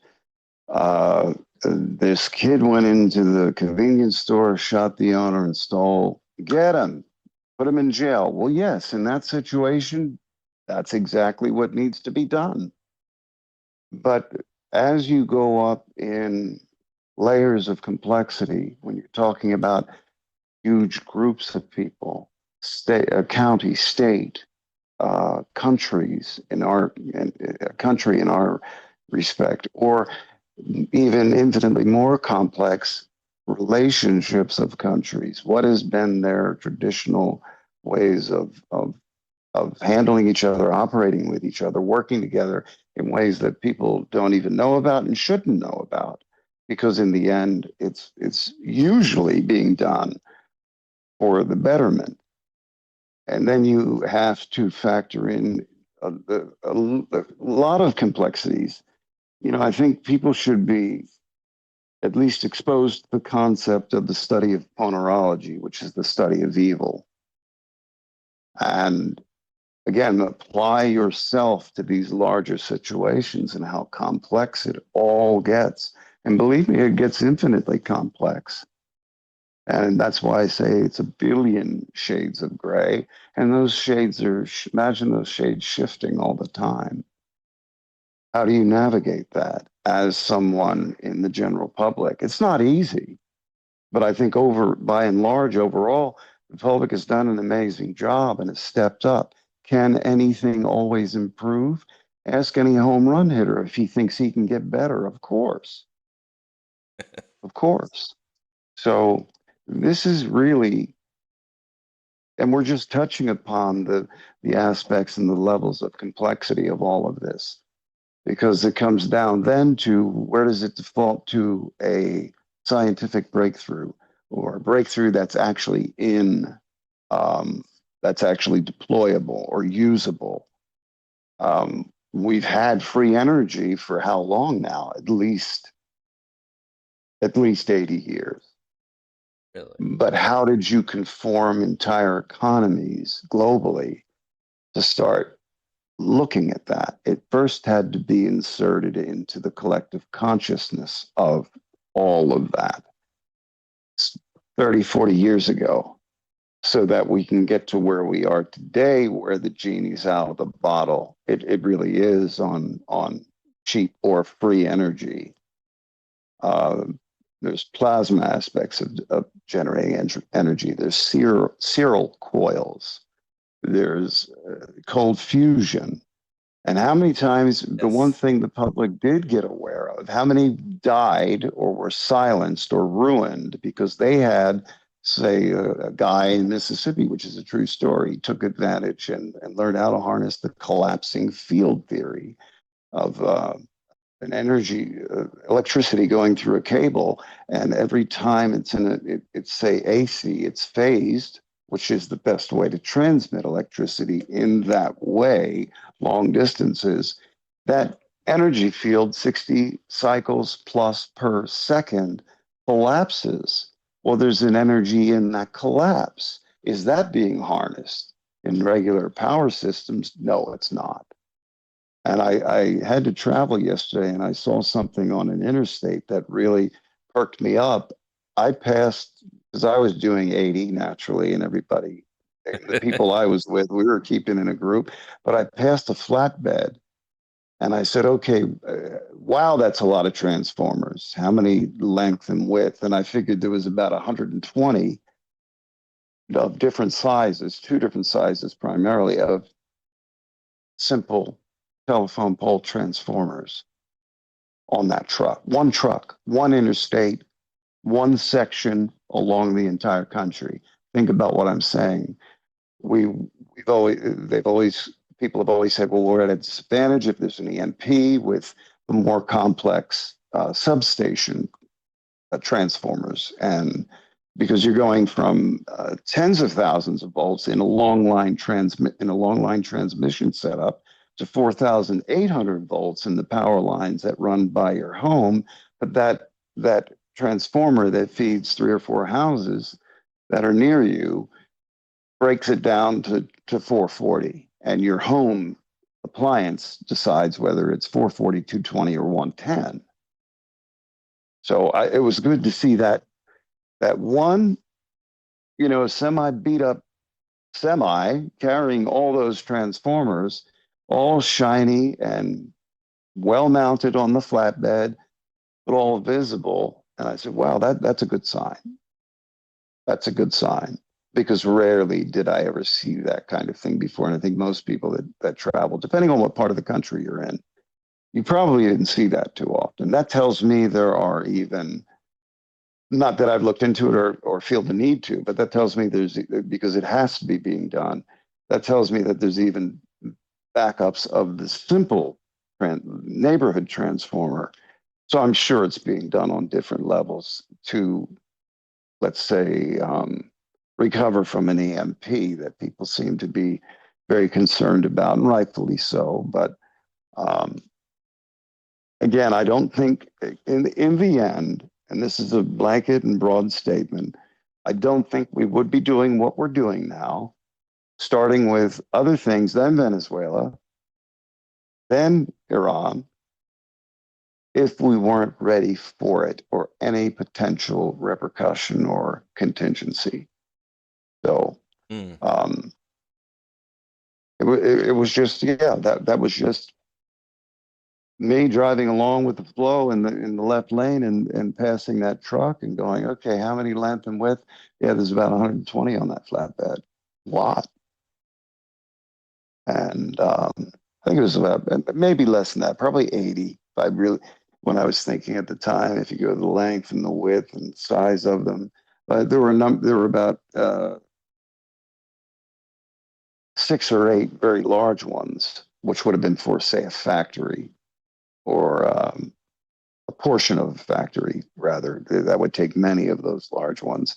But for more light industry, I saw it for home and municipal and light industry, the sizes of transformers needed. So it was a good thing to see. Heck yeah. And they were all nice and shiny and fresh from the factory. And well, if that, I'm seeing that, chances are other things are being quickly remedied in case something happened to, say, a substation feeding Chicago, and a whole section goes out. And if you can't replace those that they claim are difficult to replace, well, it's going to be a while, or wiring's going to have to actually be run to reroute it from other grids. But I say that to say that that little observation passing that truck, I don't remember the last time I saw something like that. And I would have remembered. I can't remember seeing any of those either. And I'm glad you brought up, you know, the TAE thing here too, because as I'm looking around at all this stuff, I'm like, it seems like these people are like rabid for this AI stuff to come out, right? And then with that becomes an issue of power, right? And so people are saying in certain areas their electric grid, you know, their electric prices are going up, but then President Trump said essentially, I think he wrote an executive order stating that these factories and whatnot have to have their own power grids and whatnot. And then you have this connection where Trump Media and Technology Group to merge with TAE Technologies, which I guess is a cold fusion.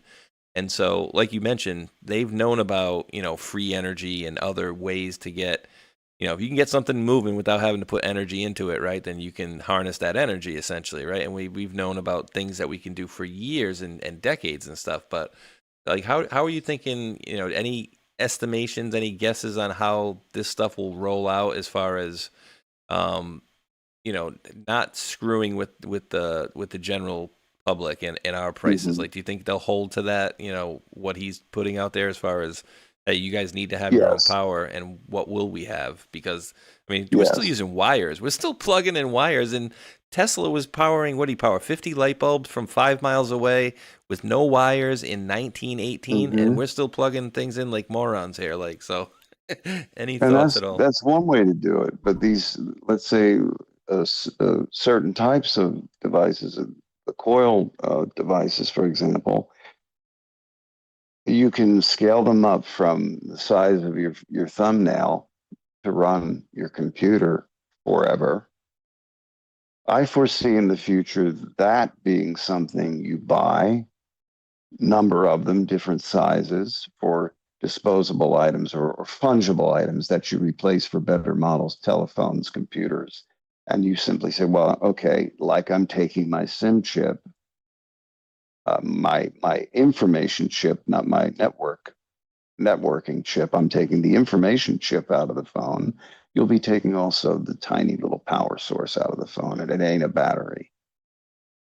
And you'll be using that for your next phone or your next laptop or desktop. And theoretically, every item, including every light bulb, could have one of these in it. So a light bulb mounting won't be this old screw-in. I was going to say shit, but I said it anyway. But you simply get a new light bulb, put that little tiny thing in the back end, and then mount it however the new mountings or standards would call for. And the interesting thing about certain technology, certain types of coil arrangements, no moving parts, and the more load you put upon them, the colder they get. Okay, physics isn't what most think it is. And this is also, so yes, I think a brilliant way of introducing these many different alternative sources of energy, whether it be modular, scalable reactors, to coils, to plasma, to cold fusion. That's how you then make the economic transition to where we don't again throw the economy end over end. Because in truth, we don't need oil other than maybe for plastics and medicines and other things that oil touches, or the transportation of items. But if you have an electric semi and it's powered by a device that when you get a new semi, you unplug that and put it in the new one. Imagine the economic ramifications of that. Everything becomes a cheaper but better item, safer item. And there's one thing that historically has shown where populations decrease simply because of abundance. Abundance of energy is at the basis of all of it. So if you have a country where I got to have 12 kids, hey, you and I get along, you look like you can pump out at least a dozen, we're going to get married. And they're all going to work on the farm and they're going to take care of us when we're old. All of that thinking goes by the wayside, as it should. And when you introduce cheap or what we can see in the future, free energy, you no longer have the problem that exists in India that has actually affected the rotation of the earth. Huge sums of groundwater being pumped for crops, rice, and other things, to the point to where you've actually given it a very small percentage of imbalance, the earth in imbalance. And in what are you doing? You're putting it into the atmosphere. And what less than 1% of greenhouse gases is carbon dioxide. The overwhelming greenhouse gas is water vapor. So imagine when you can desalinate. And it doesn't matter. Desalination requires a lot of energy. It's usually not economically viable. It's done in Saudi Arabia, for example, because they have endless access, it appears to them, and truly not, but to natural gas and oil. Well, when they're doing it from top down, okay, all the natural gas required to power that plant will make available because we need the water. What did the wackadoodles out of Iran try to hit? The desalination plant. And that would be more important. I don't want to say more important than any other target. All targets that are equally important because there's human lives associated with it. Can't replace those. You can replace them from a cold, let's say, Kissinger aspect, but no, the people themselves. This is why loss of life is so tragic. And they have the power. They have the catalyst to create power in abundance to desalinate water.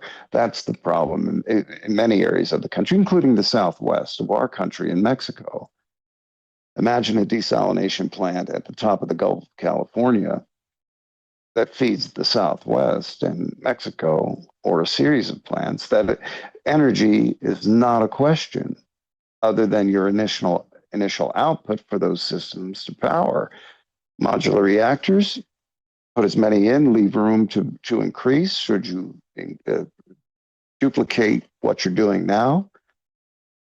And you've got 30 years of power from those reactors on average, and they're safer. And they're not going to melt down like a light water reactor. And fusion, where the cold fusion, you're virtually negating the chance of failure and having to deal with vast amounts of heat in a magnetic field because we have no materials that can touch that heat and not disintegrate, evaporate, or melt.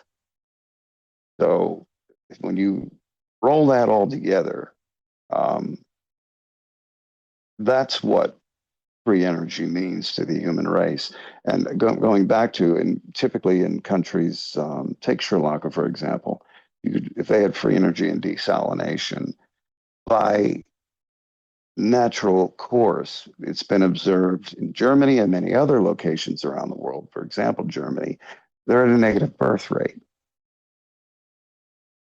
And if you're introducing AI into the world economies, it does behoove the human race to just lessen in numbers over time to a truly sustainable amount, but not by vaccines, poisons in food, poisons utilized and put into the air, not by killing, soft killing, or covertly killing through kill chains populations. That's not the way to do it. The way to do it is to let people decide. So this is what we're coming upon. And when he talks about a golden age, it's on every front imaginable. because it is there. We have it now. Many things are available. They just need to be introduced properly so that, again, self-interest and greed from the individual to the collective doesn't take over and ruin it. Yeah. This is all pragmatic thinking. Again, take emotion out of it. Use, as Werner von Braun said, that most people aren't aware of, pragmatism rests upon the efforts of dreamers. Well, the dreamers are those who said, yeah, I can do this. I have an idea for a device, and it will take energy from the aether or Schumann resonance or any number of places, but it's nothing we have to pump more into than we get out of, or as much, or at a negative. Tesla did that, didn't he? Isn't that like what the Yes, box he that he did. had outside the window or whatever?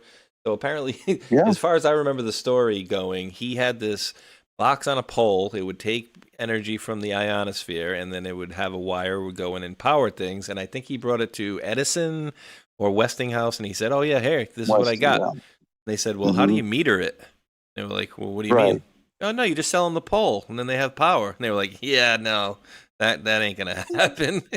How are we gonna charge people every month for this stuff?" Yeah, that was Westinghouse's philosophy. If I can't put a meter on it, I'm not interested. I don't care how wonderful it is. And that shows you a very limited thinking mind and a very primitive, greedy, I'd say, let's say, sociologically sociopathic mind, not caring what the better end has to bring, just so your fat ass is going to have plenty of money in your name coming in through your corporations and your networks, and not caring about others around you. And I think that's something humanity is on the course to learning. Empathy with wisdom. Empathy. Oh, I feel so sorry. Let me give that poor guy shitting in a bucket $50. Well, he's going to go buy more cocaine or fentanyl or booze with it. Now, if your idea is from a level of, well, I'll hasten his self-destruction so his spirit grows, well, good for you. But ordinarily, you're just prolonging agony and a drain on society. When there is another way to help them, where they become a co-participant. Empathy, just plain old empathy.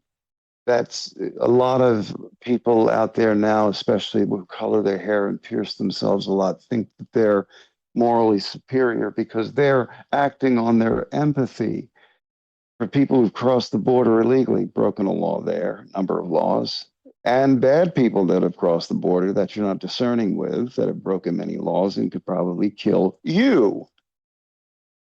So there's no wisdom in that process of empathy. And in truth, empathy exercised without a overriding governance of wisdom is foolish nonsense. It serves you, your ego. It's not serving everyone else, including the individual you're trying to help. Imagine, Ghost, how much just take the money for like the last, forget all the decades and however long they've been screwing people, but even just like since Trump's gotten to office, imagine if they took all the money that they were scheming and trying to take down Trump with and doing all these rallies and protest and pushback, and they took all that money that they used to pay these protesters and all these chaos actors and actually put it into the country and the world, what a better world we would have going forward. But of course, like you said, people are just going to do what's in their own best interest. And that's unfortunately how it's been going historically. Yeah, and in truth, there's nothing wrong with, okay, looking out for number one, but not to the point of detriment of others. You got to know where to draw the line. And most people ain't raised right, including the Westinghouses of this world. So it's not a part of their makeup. And common sense dictates it has to be in the future for all people, no matter who you are, no matter what you're born into. It's simply That's where then, when you apply emotion after you've taken those higher approaches, that the emotion is real and it means something, and it's been well expended excess energy rather than just because.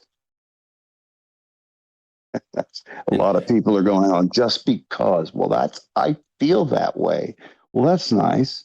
What you feel, you can feel in one hand and expect progress in the other, and crap, meaning by feeling which one fills up first.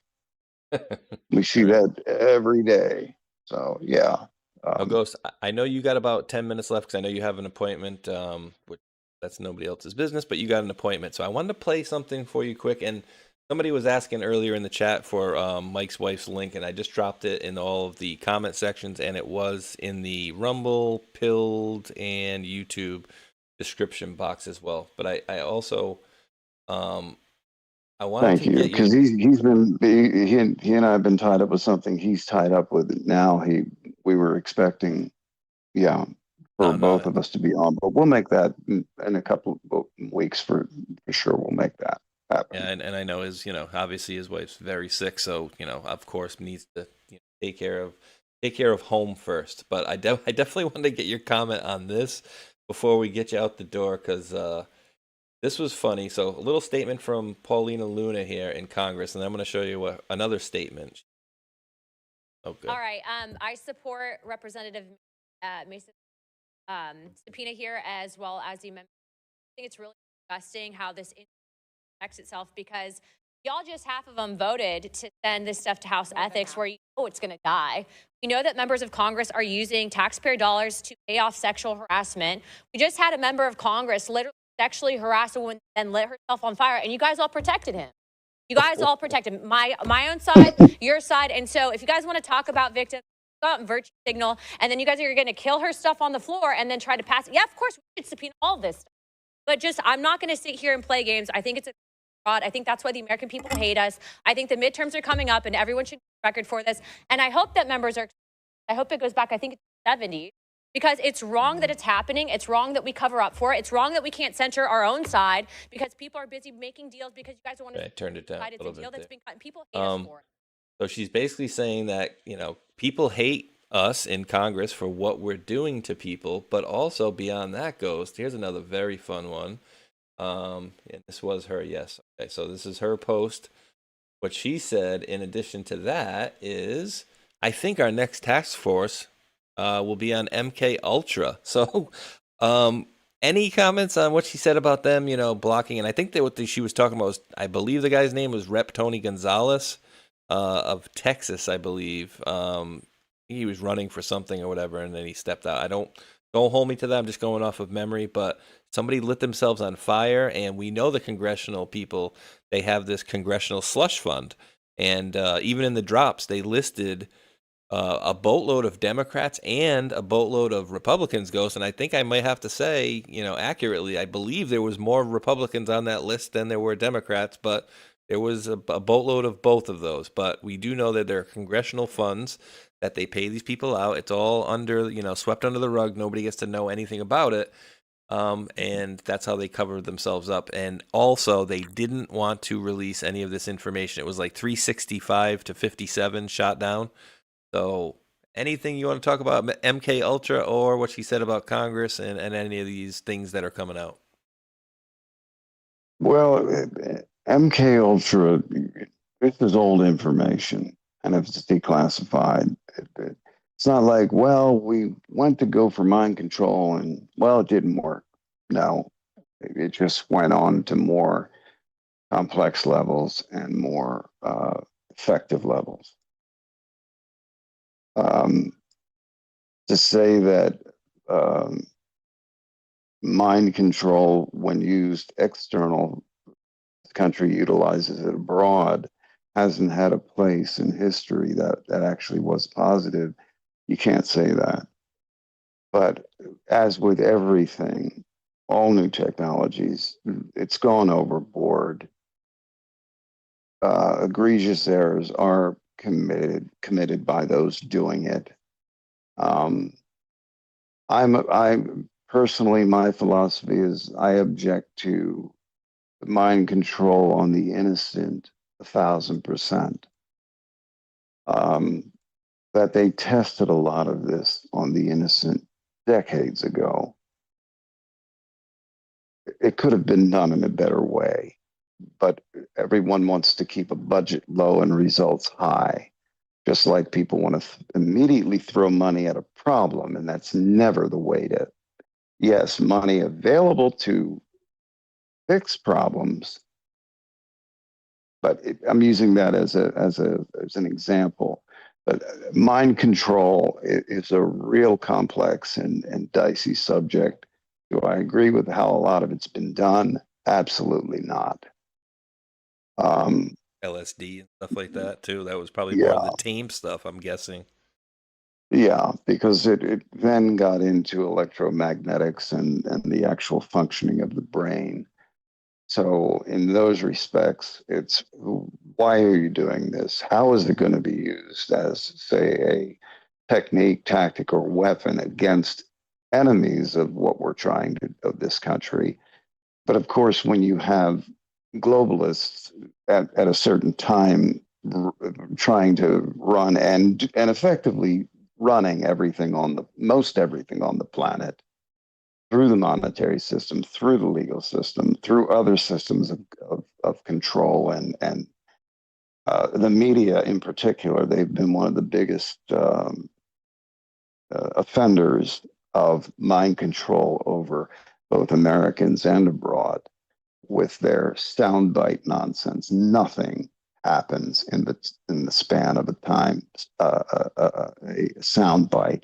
Nothing is exposed in the length of a soundbite or even a limited biased story being put out. So I think they need to go, if MK Ultra opens the door to stop abuses on a higher level and that are being used negatively or tested negatively, I'm all for it.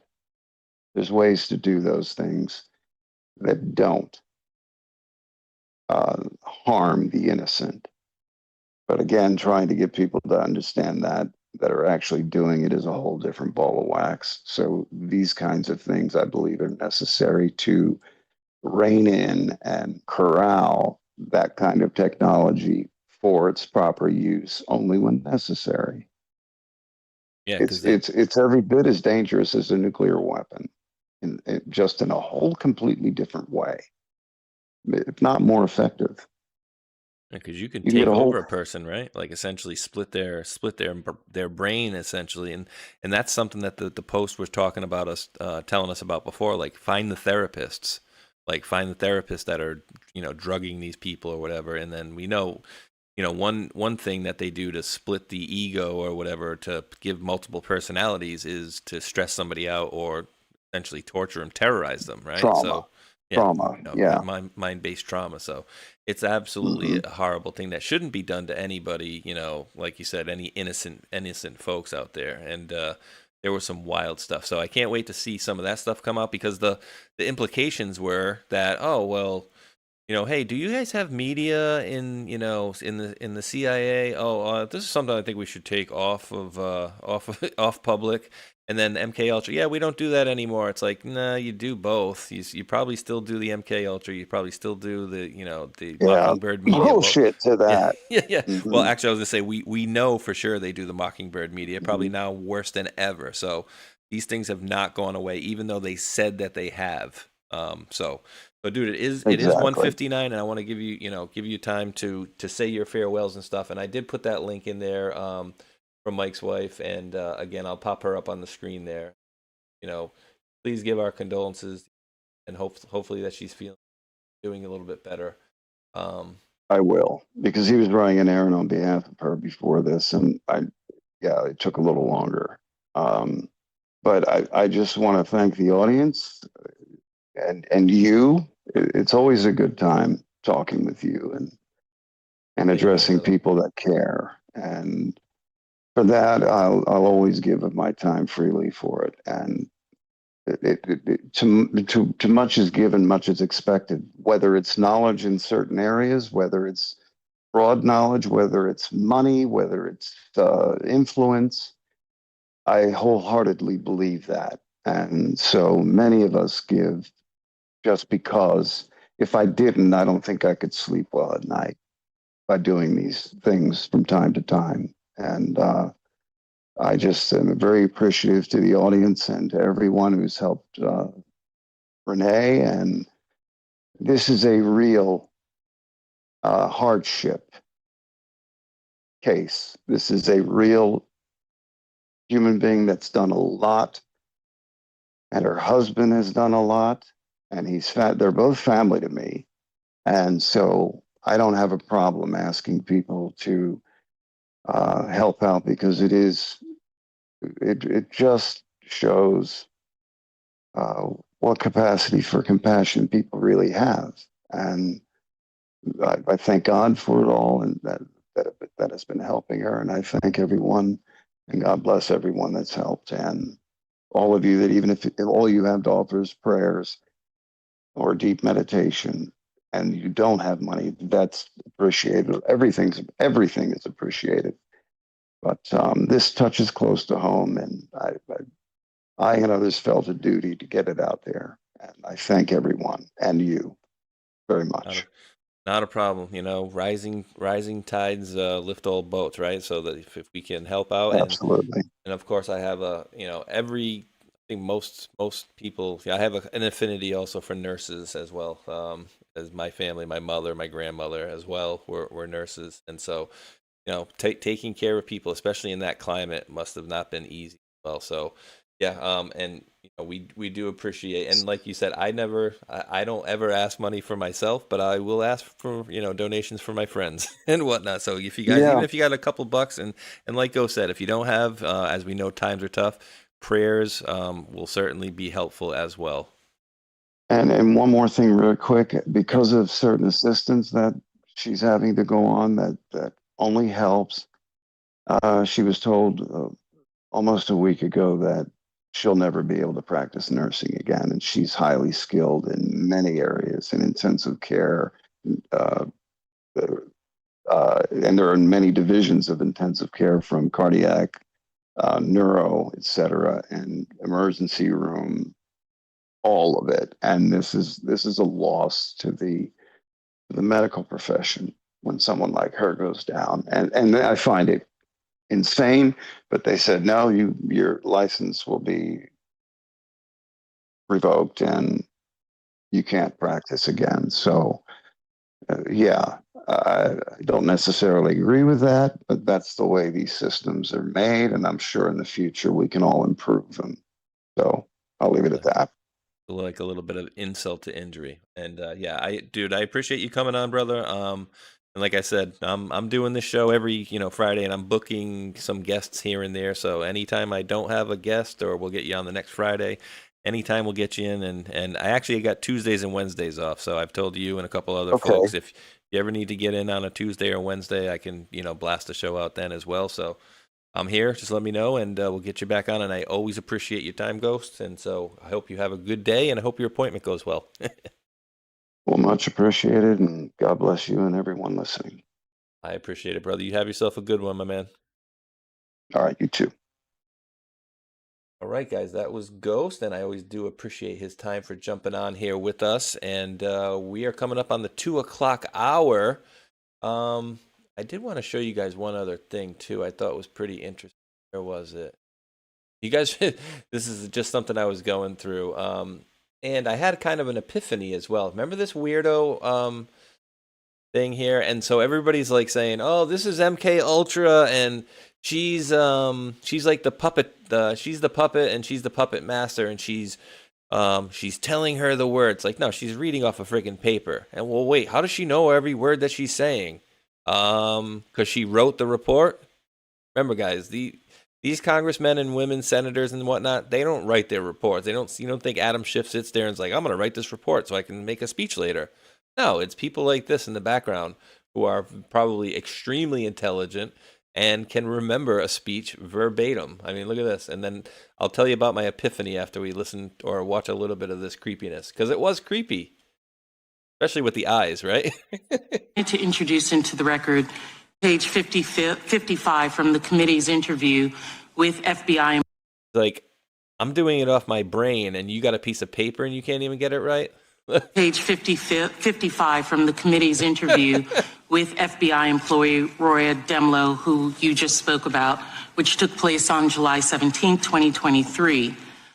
In that line, she says, the question was asked, okay, if someone were to leave here today, were to leave this interview and were to suggest or imply that when you said the laptop was real, that it meant that the FBI had affirmatively determined in October 2020 that the laptop. I feel like the half the time she's talking to herself and half the time she's reading the report here. But what do you guys think about my little guess here, right?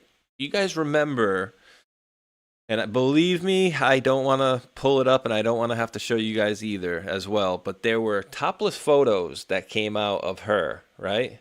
And now remember, she's the representative from, you guessed it, the Virgin Islands. Well, who do we know that had some dealings with an island in the, in the Virgin Islands or whatever, in that whole general area? We know she was connected to Jeffrey Epstein, right? Do you guys think, and this is just my guess, one kid's opinion, that release of her topless photos may have been a coercion from Epstein in part? Like, hey, we got all sorts of photos of you. Well, we got, topless as we did release, and we have, bottom naked, we have sex acts, God knows what they have, right? But then we see later on that she was actually texting Epstein through all this. Let me see.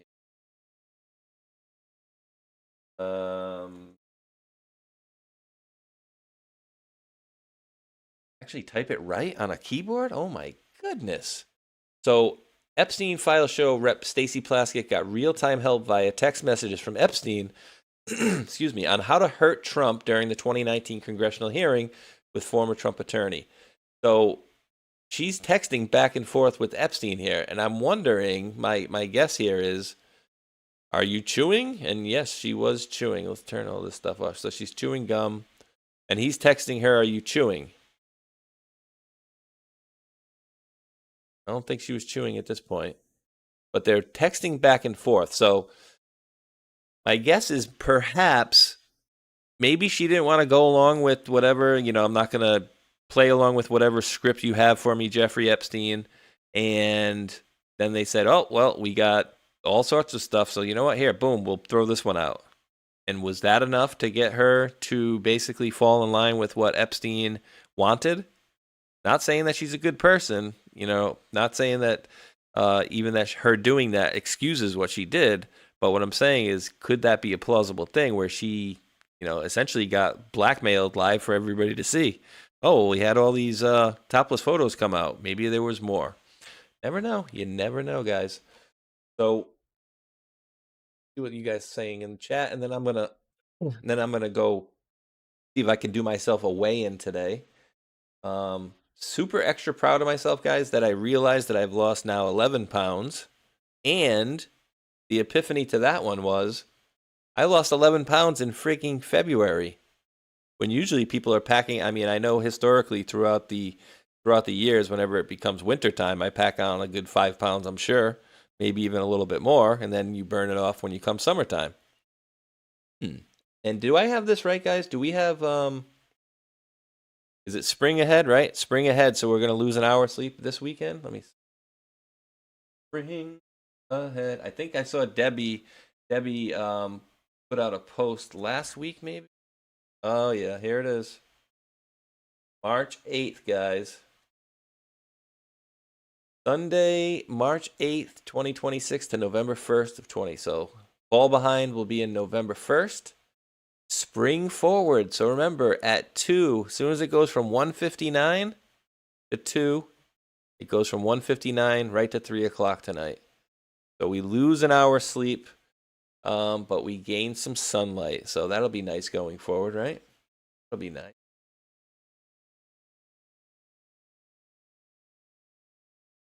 And I don't know if this was from yesterday, because it keeps doing this in Rumble Studio.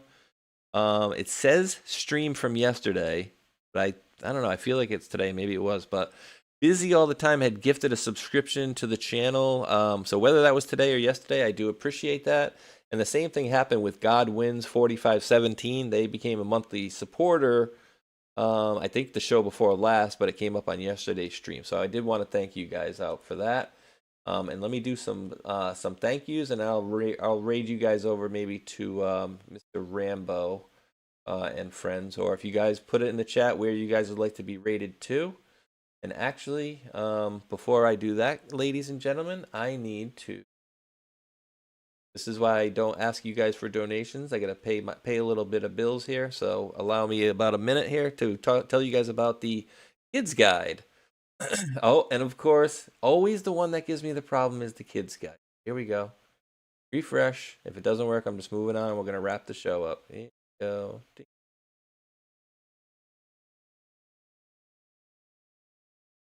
See, it says I can. Here we go, refreshed it, and nope, not going to do it. All right, so heading over to Pilled, where we have my brother, Matrix Codebreaker. We will see you Sunday afternoon, my man, at 1 p.m. Eastern Time for the Matrix Codebreaker Spaceshot show. Drop the can, says boom time with 2 Q's and the ooh for the booms. Says let's go with 2 Q's as well. Appreciate that, brother. And then Lizzie B with the cookie. No message on there, but thank you. Sean Joe, part of the Space Squad. And I think that was a great save. Thank you from Dave of News Treason yesterday. They were making fun of Joe. Joe was asking, like, what should I call my, my subscribers? And I said something about Squad, and they were like, oh, yeah, the Squad, you named yourself. And then Dave said, well, I think Spaceshot maybe named the Space Squad before we even knew about the Squad. So I think he's right on that one. Not 100%, but that's my story. I'm sticking with it. So thank you there, Sean Joe. Had gifted the can, and then followed by another cookie from Sean Joe. And then Lizzie B said, oh, really? I'm going to come back in with a can. And to that, Sean Joe came back and said, oh, how about another cookie then? Appreciate that, Lizzie B and Sean Joe there. And then Neo dropped the shade, says, much love, brother. Thank you for all you do. And you've been all you've been to this community for so many years. I do appreciate that, Neo. Very much so. And then we have a can by Sean Joe, part of the Space Squad. Remember, we predate those squad members. I'm sticking to it. And the last one is another cookie by Sean Joe, and I do appreciate that, brother. And I am going to release said scratchings over there and heading over to the D-Lives, where I will tell Patriot Chick, Pete Dancer, and Susie Q, thank you very much for being the top 3 contributors, and I am releasing. Oh, look, I got more diamonds here. 3 diamonds coming back at you. You should keep 5. What? You should keep 0.5 diamond for network. Well, if I'm going to give you. Oh, I can't. I thought there was 7 diamonds I could give out, and I was okay. Nope. Apparently, I can't give any away. So I'm distributing the rewards over there, and I appreciate that, guys. Coming at you in 28, 27, and counting. Let's try that. Not gonna happen. So guys, I will be back, of course, with my brother Hulkinator tomorrow at is Friday, right? We are, yeah. Guys, it is getting that bad where the time is going like completely crazy on me. I don't know what day or month it is half the time, and something that feels like, oh, that was like a week or 2 ago. Oh no, Mike, that was like 6 months ago. Time for me, guys, I don't know about you, but time for me is certainly been ramping up like crazy. And it just feels like every day just goes by a little faster and a little faster. And who knows, I could be wrong, but that's just the way it feels for me. So like I said, I'm going to raid you guys on the way out of here. I will find somebody to do, I think probably Mr. Rambo's crew over there. And I do appreciate the mods. Yeah, and Tinfoil Hat Rock says we're in for a time warp. I feel like I'm kind of warping already. Oh, how do you subscribe? Johnson, I think it's the thing that looks like is that a gift? Let me see. Oh, gift a sub? Jeez, I wouldn't even know how. You would have to ask like Whip and Spur or a few other people. Let me see. Jeez, mods, can you help me out on this? I don't even know how to friggin' subscribe to a channel. I was gonna say that the thing down the bottom underneath the chat has a thing for a $sign. I think that's for a rant, but I think you can subscribe under. Oh yeah. So once you hit that, a button will pop up to the right of to the right of that. I'll pop it up here. I'll show you guys what I'm talking about. I guess it's good to know because I had no idea even how to do this. So if you want to subscribe to a Rumble channel, you come down here to the hit the subscribe button. The weird thing was, I swear, guys, it was not showing this button a minute ago, which you guys are not seeing here. Here we go. Ding. This button, for some reason, wasn't showing up. And that's why I'm looking at it. I'm going, yeah, there's a $sign and there's a gift sign. And then when I clicked that, this popped up. So subscribe button is down below there, guys, in case you would like to do that. I appreciate you guys' assistance in that manner. And I'm going to get my butt out of here. Going to pick up my boy at school in a little bit. Mr. Mom doing the drive homes. And thank you very much to the mods helping myself and many others over here. Over time, very selfless help. I do, of course, appreciate your many selfless hours of help. And all of you wonderful world patriots out there who I believe are similar to me in that you just want to be left alone. You don't want to be overburdened with prices and taxes and fighting and wars and stuff. You just kind of want to be left alone and live our life to be, to thrive as human beings, right? Just be left alone. Don't bust our beans. That's all. Simple. I'm not asking for too much extravagant stuff. So I do appreciate each and every last one of you wonderful world patriots for tuning in out there. And until that next one, thumbs up, like, and subscribe. Peace.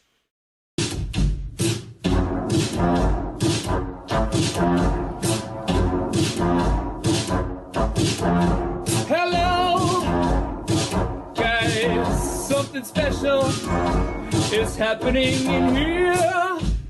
That's right. It's brackets and jackets. Bringing it back for brackets and jackets. Special Epstein Island edition. That's right, folks. Epstein, Jeffrey Epstein, the man with the island, which is suspiciously close to Haiti. That's right. You see, this man, Jeffrey Epstein, is funding lots of people. He's funding lots of people on the street to make sure his shit doesn't get out. That's right. They want the record sealed. And they're paying a lot of people. Epstein's paying a lot of people. Oh, boy. For one, he's got a whole Mossad media matrix in America. And I would bet you anything that Alex Jones is one of them. Prove me wrong. That's right. Cappy's in the portal. Cappy's in the portal. Cappy's in the building with songs about Epstein. It's Breakfast Jackets Epstein edition.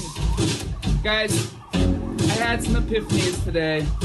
I had some real big epiphanies about some guys. A big network of guys and spies and lies and liars. All right, think about this for a minute, okay? The guy in Portland, the scientist that just got busted for producing CP, that guy is 1 degree of separation away from Epstein. Epstein, the investor that lives in West Palm Beach, Florida. I know a guy who lives in West Palm Beach, Florida as well. Investor as well. Also involved as well. And all is not well with these guys. The Florida boys, the Glow boys, the Scott Israels of the world. You see, Epstein is Hillary Clinton. And Epstein is Haiti. And Epstein is a big network of media assets. By the way, did you know that Steve Bannon was going to that guy for money? Also, Epstein is Epstein Oprah. Epstein is Chris Tucker. You remember him. Epstein is also Kevin Spacey. Epstein is also Prince Andrew. Epstein is also... Who else is Epstein? Who else is Epstein? Tell me. You guys know? Who else is Epstein? Is Epstein Big Pharma? Is Epstein Bryan Singer? Is Epstein Naomi Campbell? Yep, all of the above. All of the above. Who is Epstein? Epstein is the keystone of a whole motherfucking matrix. And once you pull it out, it all falls down. Dersh was there too. That's right, we're dropping red pills every day. Dropping red pills in the best kind of way. This is brackets and jackets for the denizens